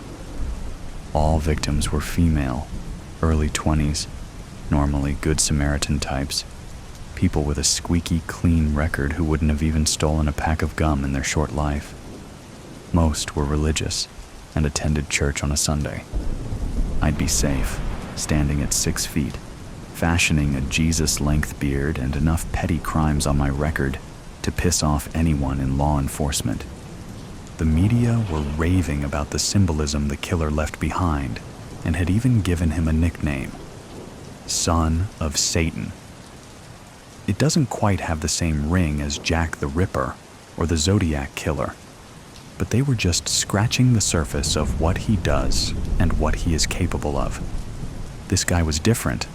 According to reporters, he stalks his victims over the course of 6 days, leaving satanic symbolism in his midst. Never leaves a trace of evidence, other than gifts of animal bones or a pentagram, sometimes an upside-down cross, all with no fingerprints or so much as a wisp of hair. The symbols were the only thing that changed from kill to kill. The 6-day stalk, bondage of the hands and feet, and 6 stab wounds to the heart were always consistent. I shivered again. On the dark web, some crime scene photos were leaked and spread vastly around social media. The bloody sight, something out of a horror movie. I chugged another glass of vodka. The police had nothing. They made an educated guess that it could be a male in their 30s or 40s. Probably some crazy religious guy that they had depicted as some skinny, sad sod who lives in their mother's basement. I rolled my eyes and half chuckled, a wheezy sound that made me cough. One thing they all agreed on was that the killer was clever and meticulous. He taunted his victims and he taunted police, never leaving a trace. All they could do was warn people to be safe and on guard. If anyone experienced any stalking or hints that they were next, were to report to police straight away. Boy, are they not ready for the amount of calls they're about to receive. The fear the media have installed does half the job for the killer. I rolled my eyes again, pouring another glass, slightly amused by the stupidity of law enforcement and media. I turned it off and opened my laptop to get on with some work before heading out to the shop. The bills aren't going to pay themselves. Completing work in record time, I went to the bathroom and splashed cold water on my face, then finally brushed the rancid taste away, swallowing some toothpaste for good measure. I looked up at the disheveled guy staring back. Hair awry, bags hung heavy around my dark pinpoint-like eyes, the spit of my father. I inwardly groaned, my heart palpitating slightly. I changed into some dark tracksuits, tamed my hair with cap and donned some sunglasses. I whistled as I walked outside, sweat pouring from my skin, the back of my neck clammy. I gritted my teeth with discomfort, while the sun beat down harder, the whistling a distraction. The streets were mostly empty, a few dog walkers and cars dotted around. I found myself at the shop and enjoyed the cool feel of air conditioning, taking a long breath in. I picked up the essentials: vodka, fags, and instant noodles, the economy making every transaction feel painful. I felt that rage again as I tapped my card and stormed out, trying to calm my thoughts, and drank the first bottle on my way back. Needing a pit stop, I paused on a bench, starting on my second bottle and chain smoking, until I felt sick and black spots started to cloud my sight. My head hurt as evil thoughts and feelings flooded me. I eventually stumbled home, unsure how I got there and why it was so dark out already. I tripped over my own feet and crashed onto the couch face first, full blackness taking over. I was in and out of consciousness for several days, time missing as I looked at my watch and realized nearly a week had gone by. I really need to stop drinking. I went to the kitchen. Coffee, vodka, couch. The routine continued. I turned the TV on, and yet another murder had occurred, less than a mile from my home. Same pattern for the most part. I smirked and flicked to the next channel. Headline, Son of Satan breaks pattern. My eyebrows creased and my heart rate picked up. Killer stabs victim 6 times to the abdomen, left the house in disarray. Forensics have bagged new evidence. That couldn't be right. My father's voice boomed in my head. I switched to another channel. Son of Satan copycat killer. New information has come to light as detectives connect current killings with a string of murders with similar symbolism and pattern that happened 30 years ago in the countryside. Killer was never found. The voice boomed louder. I ran to the bathroom to throw up and realized my clothes were soaked with blood. I fucked up. My father would be writhing in his grave. His idiot son carrying on his legacy gets caught because he can't handle his booze. I threw up again. Panic rose and I gripped my chest as I struggled to breathe, spots of lights in my vision. The room was closing in. I turned on the shower, holding onto the sink with one hand, ripping off my clothes with the other, before allowing the scalding hot water to wash away my sins. "I'm sorry," I screamed, the disappointment of my dead dad all too much. I sobbed on the floor of the shower, shame and guilt ripping me apart. Red and blue lights flashed past my window, snapping me awake, and I stood up, getting ready run, fight or flight kicking in. Bang, bang, bang! My front door rattled. Panic-stricken, I scrambled for my clothes and slipped, the alcohol haze wearing off. My head hurt as it hit the sink on my way down. I couldn't move. The room was spinning. A louder bang. Footsteps. I faded out, lifer. The parking lot was empty, except for dry weeds squeezing up through cracks in the asphalt, except for the deserted, rusting basketball hoop on one end, except for rustling leaves skittering across fading parking spaces in the gathering dusk, except for oil spots shimmering with rainbow colors after a recent sprinkling.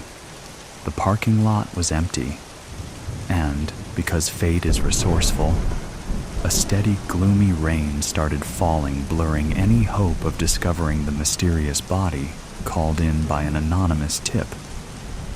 "What's in the corner by that dilapidated chain-link fence?"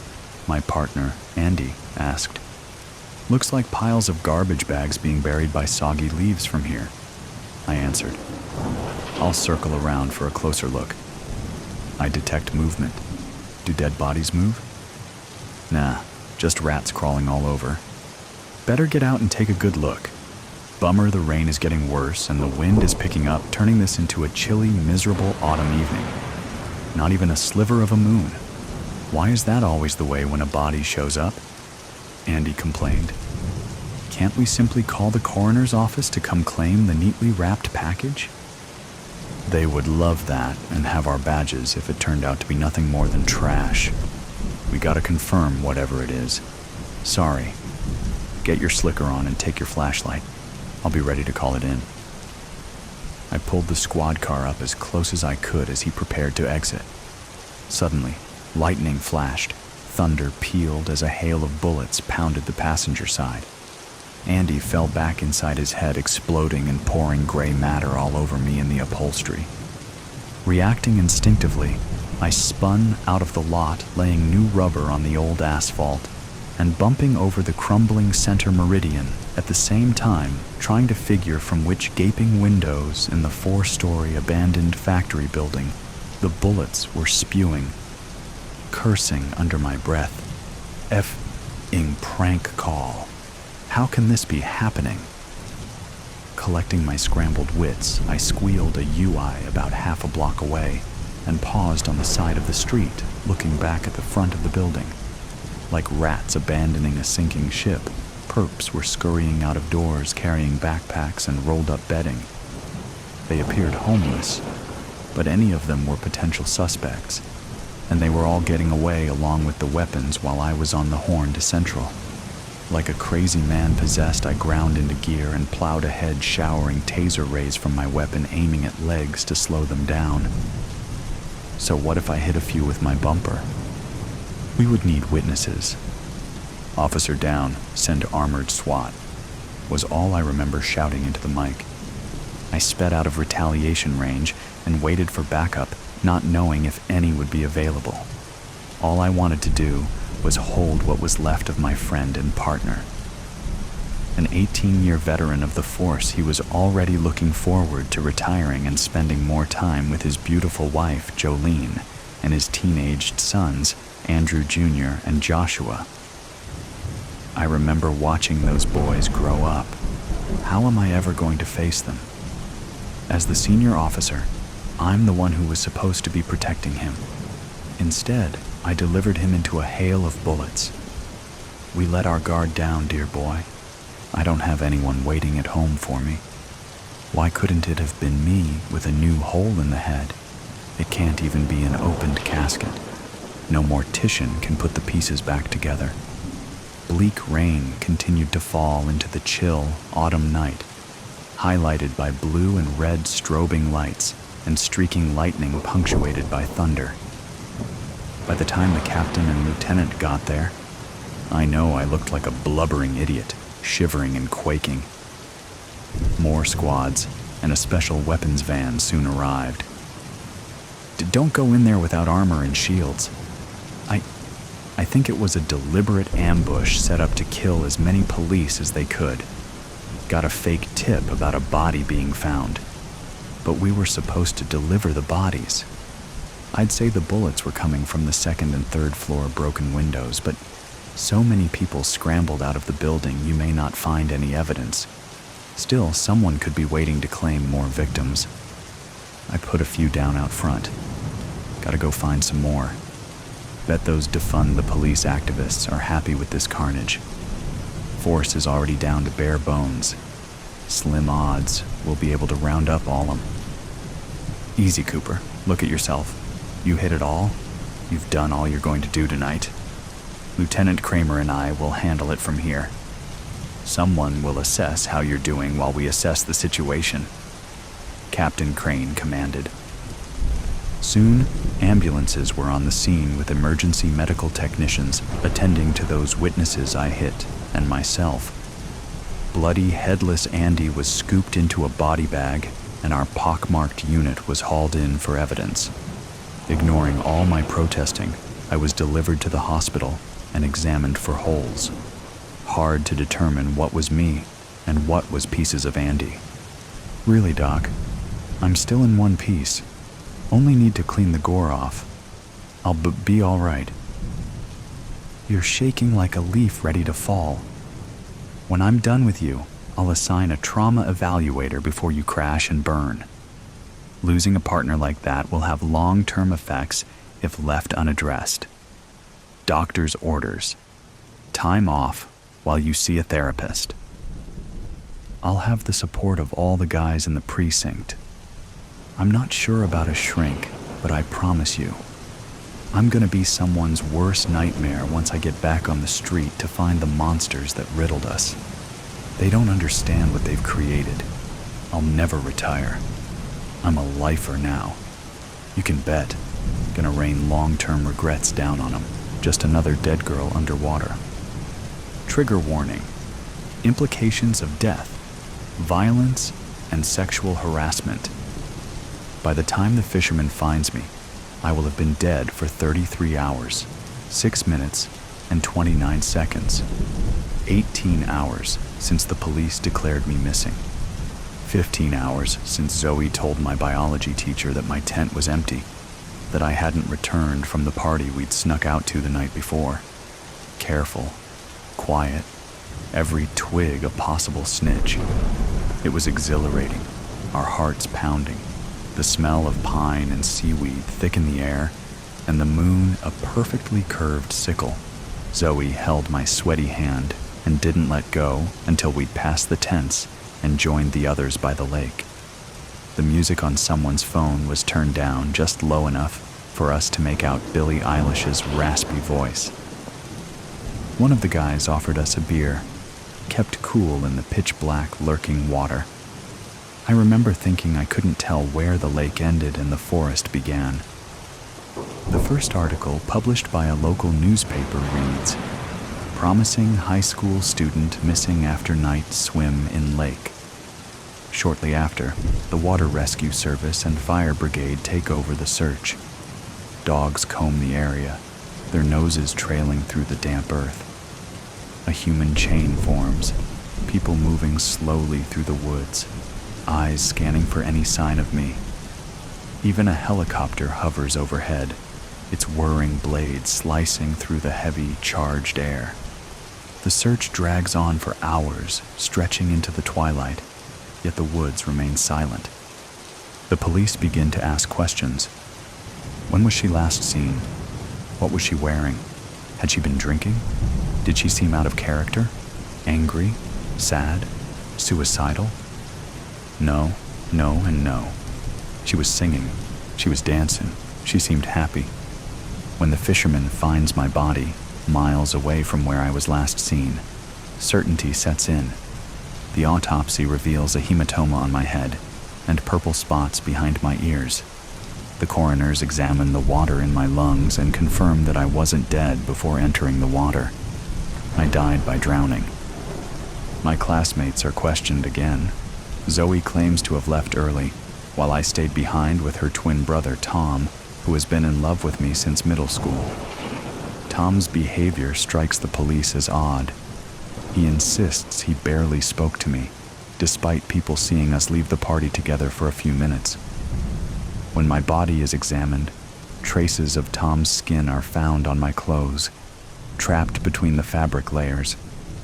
Still, Tom sticks to his story, perhaps because the truth would embarrass him for some reason. Or maybe he's just afraid of the questions that would follow and the scrutiny that might come with them. Tom is right, you know, in the broadest sense.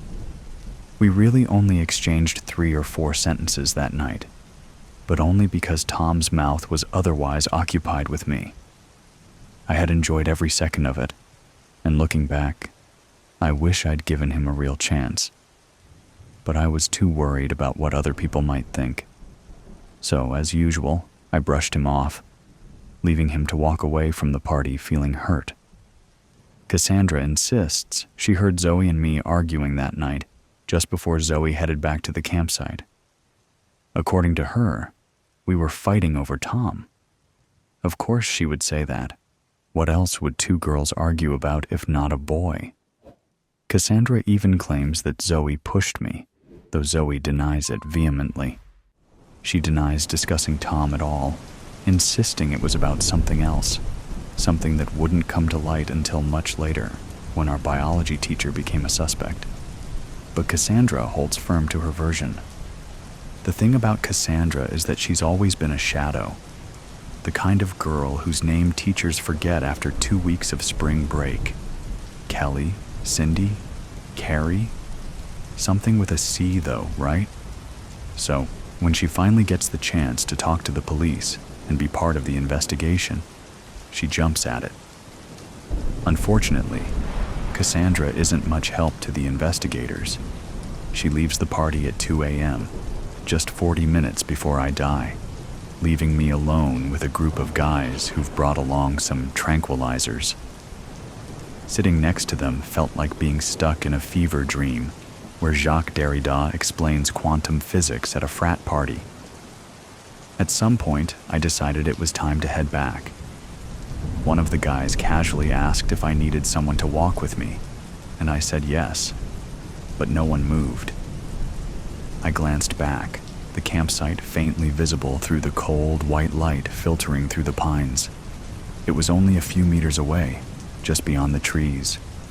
I'd walk this path for days, never once feeling threatened by the shadows in the bushes. But tonight, that sinking feeling in my stomach wouldn't go away. Still, I refused to be that girl. The one who got scared at every creak in the dark. The one who needed someone to hold her hand for a few steps. So I stood up and said I'd walk alone. Instead of sticking to the dark trail, though, I decided to take a small detour along the riverbank, a bit longer, a bit lighter, and hopefully a bit safer. One of the guys told me to text him when I made it to my tent, but when I didn't, no one even noticed. 16 days after my death, suspicion begins to shift toward our biology teacher. Devin, one of my classmates, reveals that he had felt ill that night and went looking for the teacher's tent, only to find it empty. Soon after, the teacher's behavior takes a strange turn. He starts making inconsistent statements that don't add up. One day, he calls Zoe into his office after class, where he insists that his earlier proposal to her, before the trip, had been nothing but a joke. She understood that, right? It was sarcasm, he says, claiming that what he really meant was that if she wanted to improve her grades, she should consider attending a tutoring service. And this is where Cassandra steps in for the final time. She confesses that she visited our biology teacher after the party, and that they went to the boathouse, where, according to her, nothing bad happened. He was just there for me. The biology teacher is immediately suspended, but the case against him has nothing to do with mine, as Cassandra's alibi clears him. Meanwhile, the suspicions surrounding Zoe and Tom are too weak to pursue. My case remains unsolved, and eventually people begin to accept the idea that it was just a tragic accident, that I must have hit my head when I jumped into the water. They agree that I seemed unhappy, not just that night, but in general, and that my relationship with my parents, who expected me to excel in everything, was strained. Perhaps the pressure had finally got to her. It's all unsatisfying, of course. Unsatisfying for the local magazine, whose updates eventually dry up. Unsatisfying for the police, left with yet another unsolved case on their desk.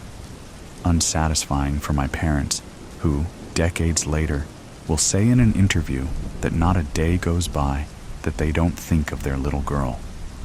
Maybe one day, a classmate will write a college essay about my case, reflecting on how it taught them that life can end in an instant.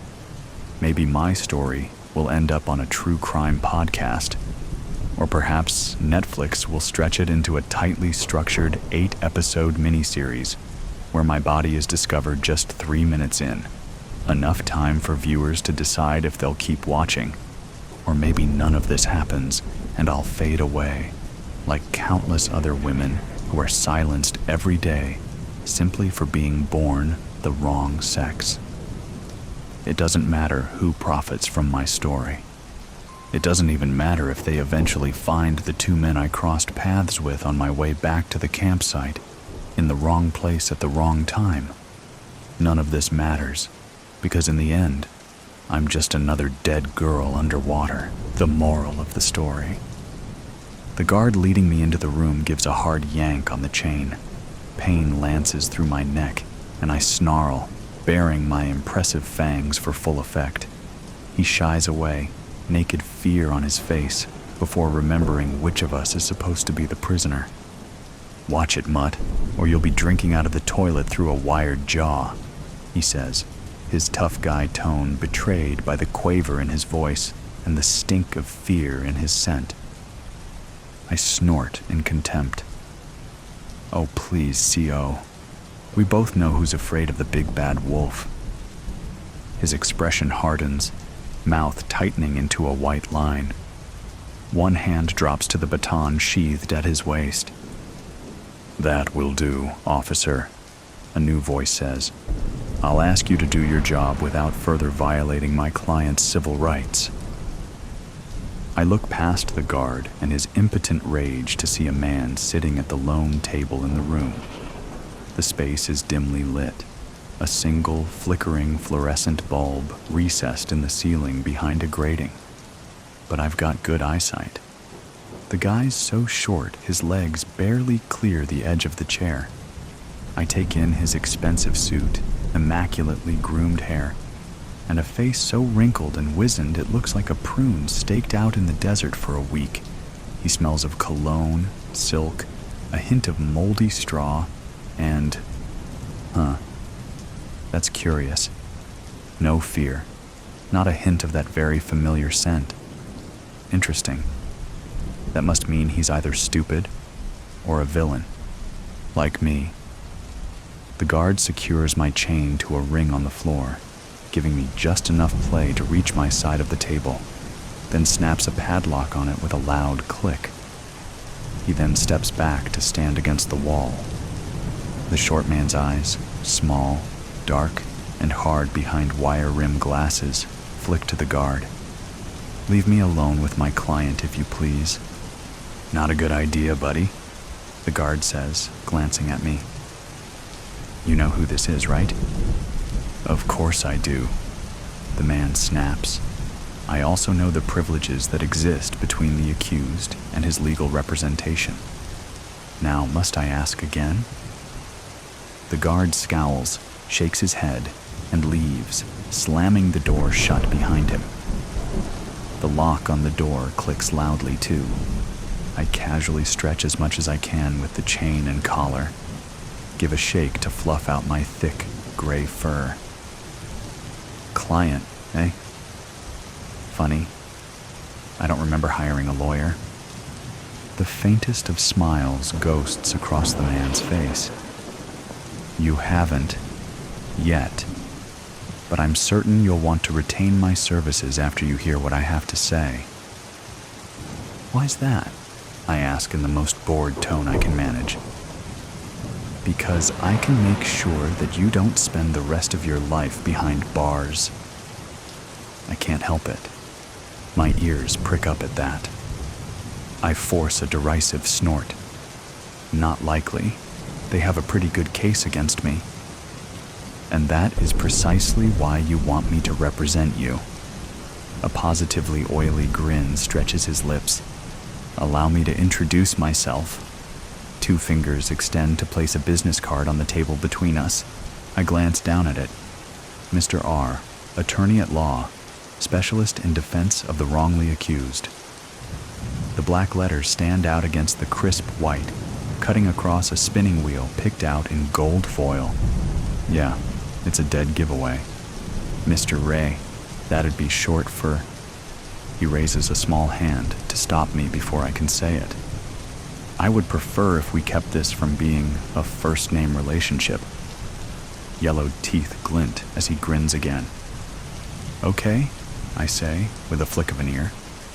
"Lawyer, now, huh? Previous line of work didn't suit you." Let's just say that it was far too labor-intensive. I find my new career to be much more rewarding. It also didn't require much of an adjustment, ethically speaking. So, Mr. R it is for now.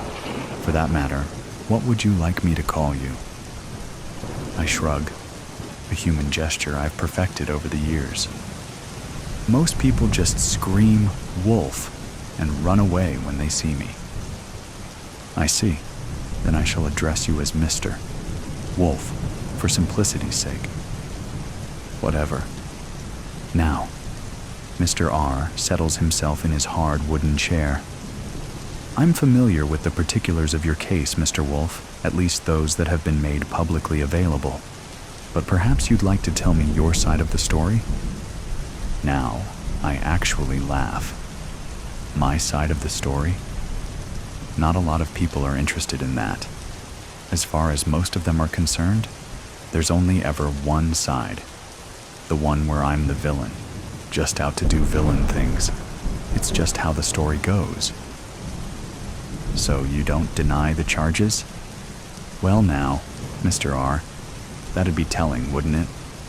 I may be facing the headsman's axe or life in a cage, but I don't see any reason to make it easier on everyone. Mr. Wolf, we in the legal profession are required to keep our clients' confidence and cannot be compelled to reveal what is told us in confidence. Okay, whether he's telling the truth or not, I find I just don't care. Well, yeah, I did it. Whatever they say, I did it all. Mr. R removes his glasses, pulls out a kerchief, and starts polishing the lenses. You stalked young Peter and his friends and attempted to murder a duck, I believe. I pretend to wince. Yeah. Got so close, but she was just that lucky. I sigh. I can still taste feathers. And you destroyed the property of 3 industrious pigs? Hey, not my fault if their houses weren't up to code. Of course, then they tried to burn me alive. Lost a lot of fur on that one. Then you actually consumed a young lady and her grandmother? I give a little laugh. And the grandmother's cat. Not too many people remember that part, but I kinda missed out on the satisfaction of a good meal in the end. After I woke up on the riverbank, went through 3 surgeries to get all the rocks out of my belly, and spent 6 months in that stupid plastic cone. Well, let's just say that a certain woodsman is next on the menu if I ever get out of here. Mr. R finishes cleaning his glasses, sets them back in place, all without batting an eye. I see. So, you are guilty, and I must assume that the police have all the evidence they need, since you are sitting here before me, chained to the floor. I pull back my lips in a grin, or a snarl. Hard for me to tell the difference when I'm doing it. Like I said, I'm the villain. I do bad things. No matter how the story goes, that's always how it ends. It's the... oh, what do they call it? The moral. That's right. The moral of the story. Bad people do bad things. Mr. R arches one scraggly eyebrow. What if I told you the story doesn't have to end that way? I cock my head to one side. How's that?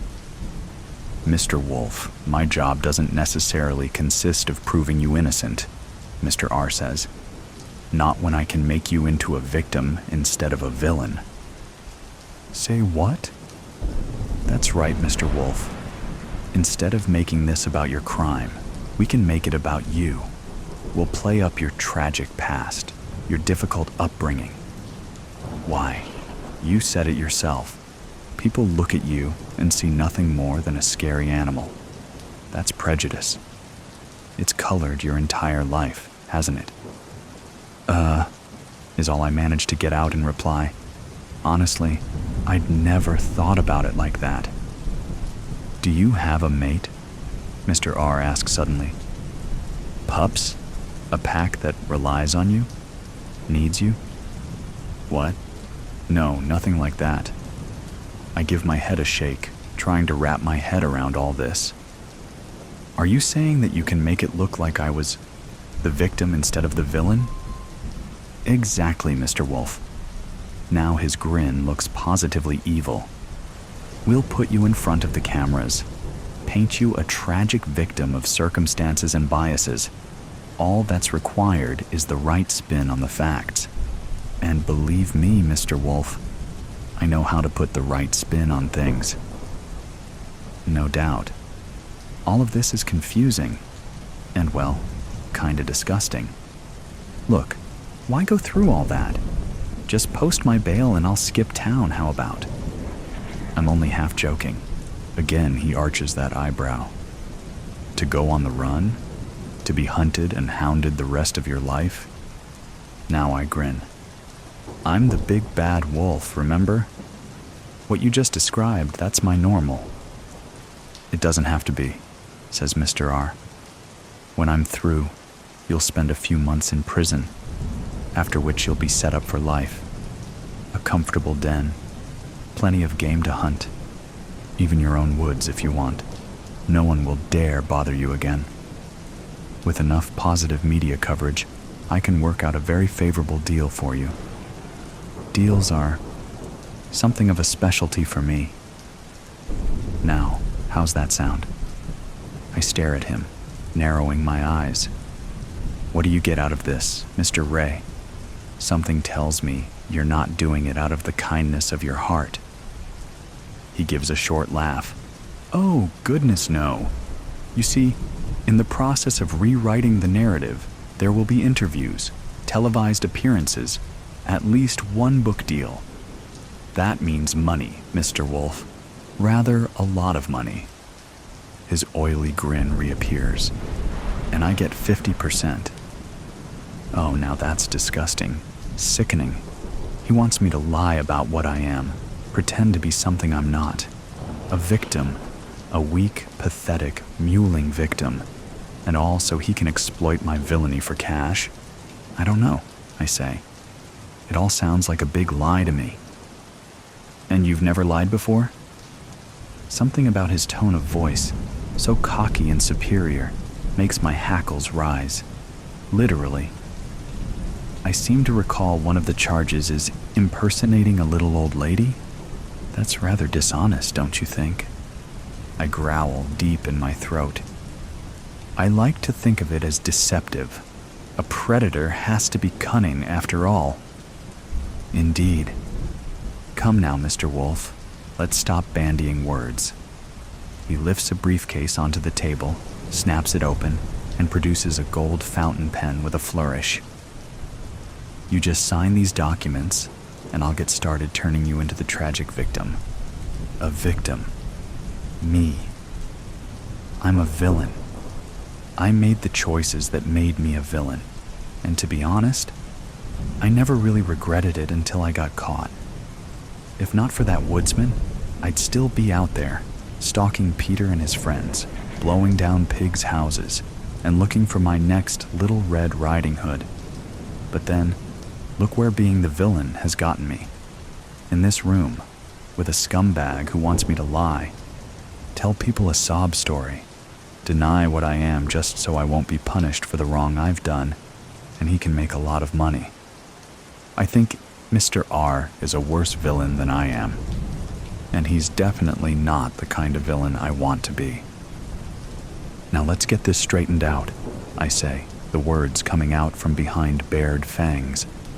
I'm a villain. I know I'm a villain. I own that. I'd rather just accept that I've done wrong and take what I've got coming.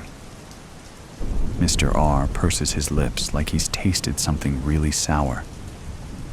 Mr. Wolf, please be reasonable. I think you'd better get out of here, Mr. R, before I start naming names, or I could just gobble you up. Your pick. Mr. Wolf. I lunge forward, straining the chain to its limits. Planting my forepaws on the table, I let out a savage bark, jaws snapping, spattering drool all over Mr. R's nice suit and shiny glasses.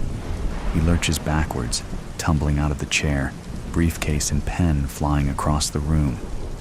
A second later, he scrambles back to his feet, staring at me, eyes wide, and darts for the door. Now I smell it. The fear. Its stink is thick and rank. I guess he really isn't stupid. With one hand on the doorknob, he pauses, glancing back at me. You know they will never stop seeing you as a villain. They will hunt and persecute you, no matter what you do. Maybe so, I reply, suddenly tired of this whole thing. But maybe I've earned that. Maybe if I want that to change, I need to show them that I can change too. I shrug. So, even though I'm the villain in this story, maybe I can still do the right thing. Maybe that's the moral of the story.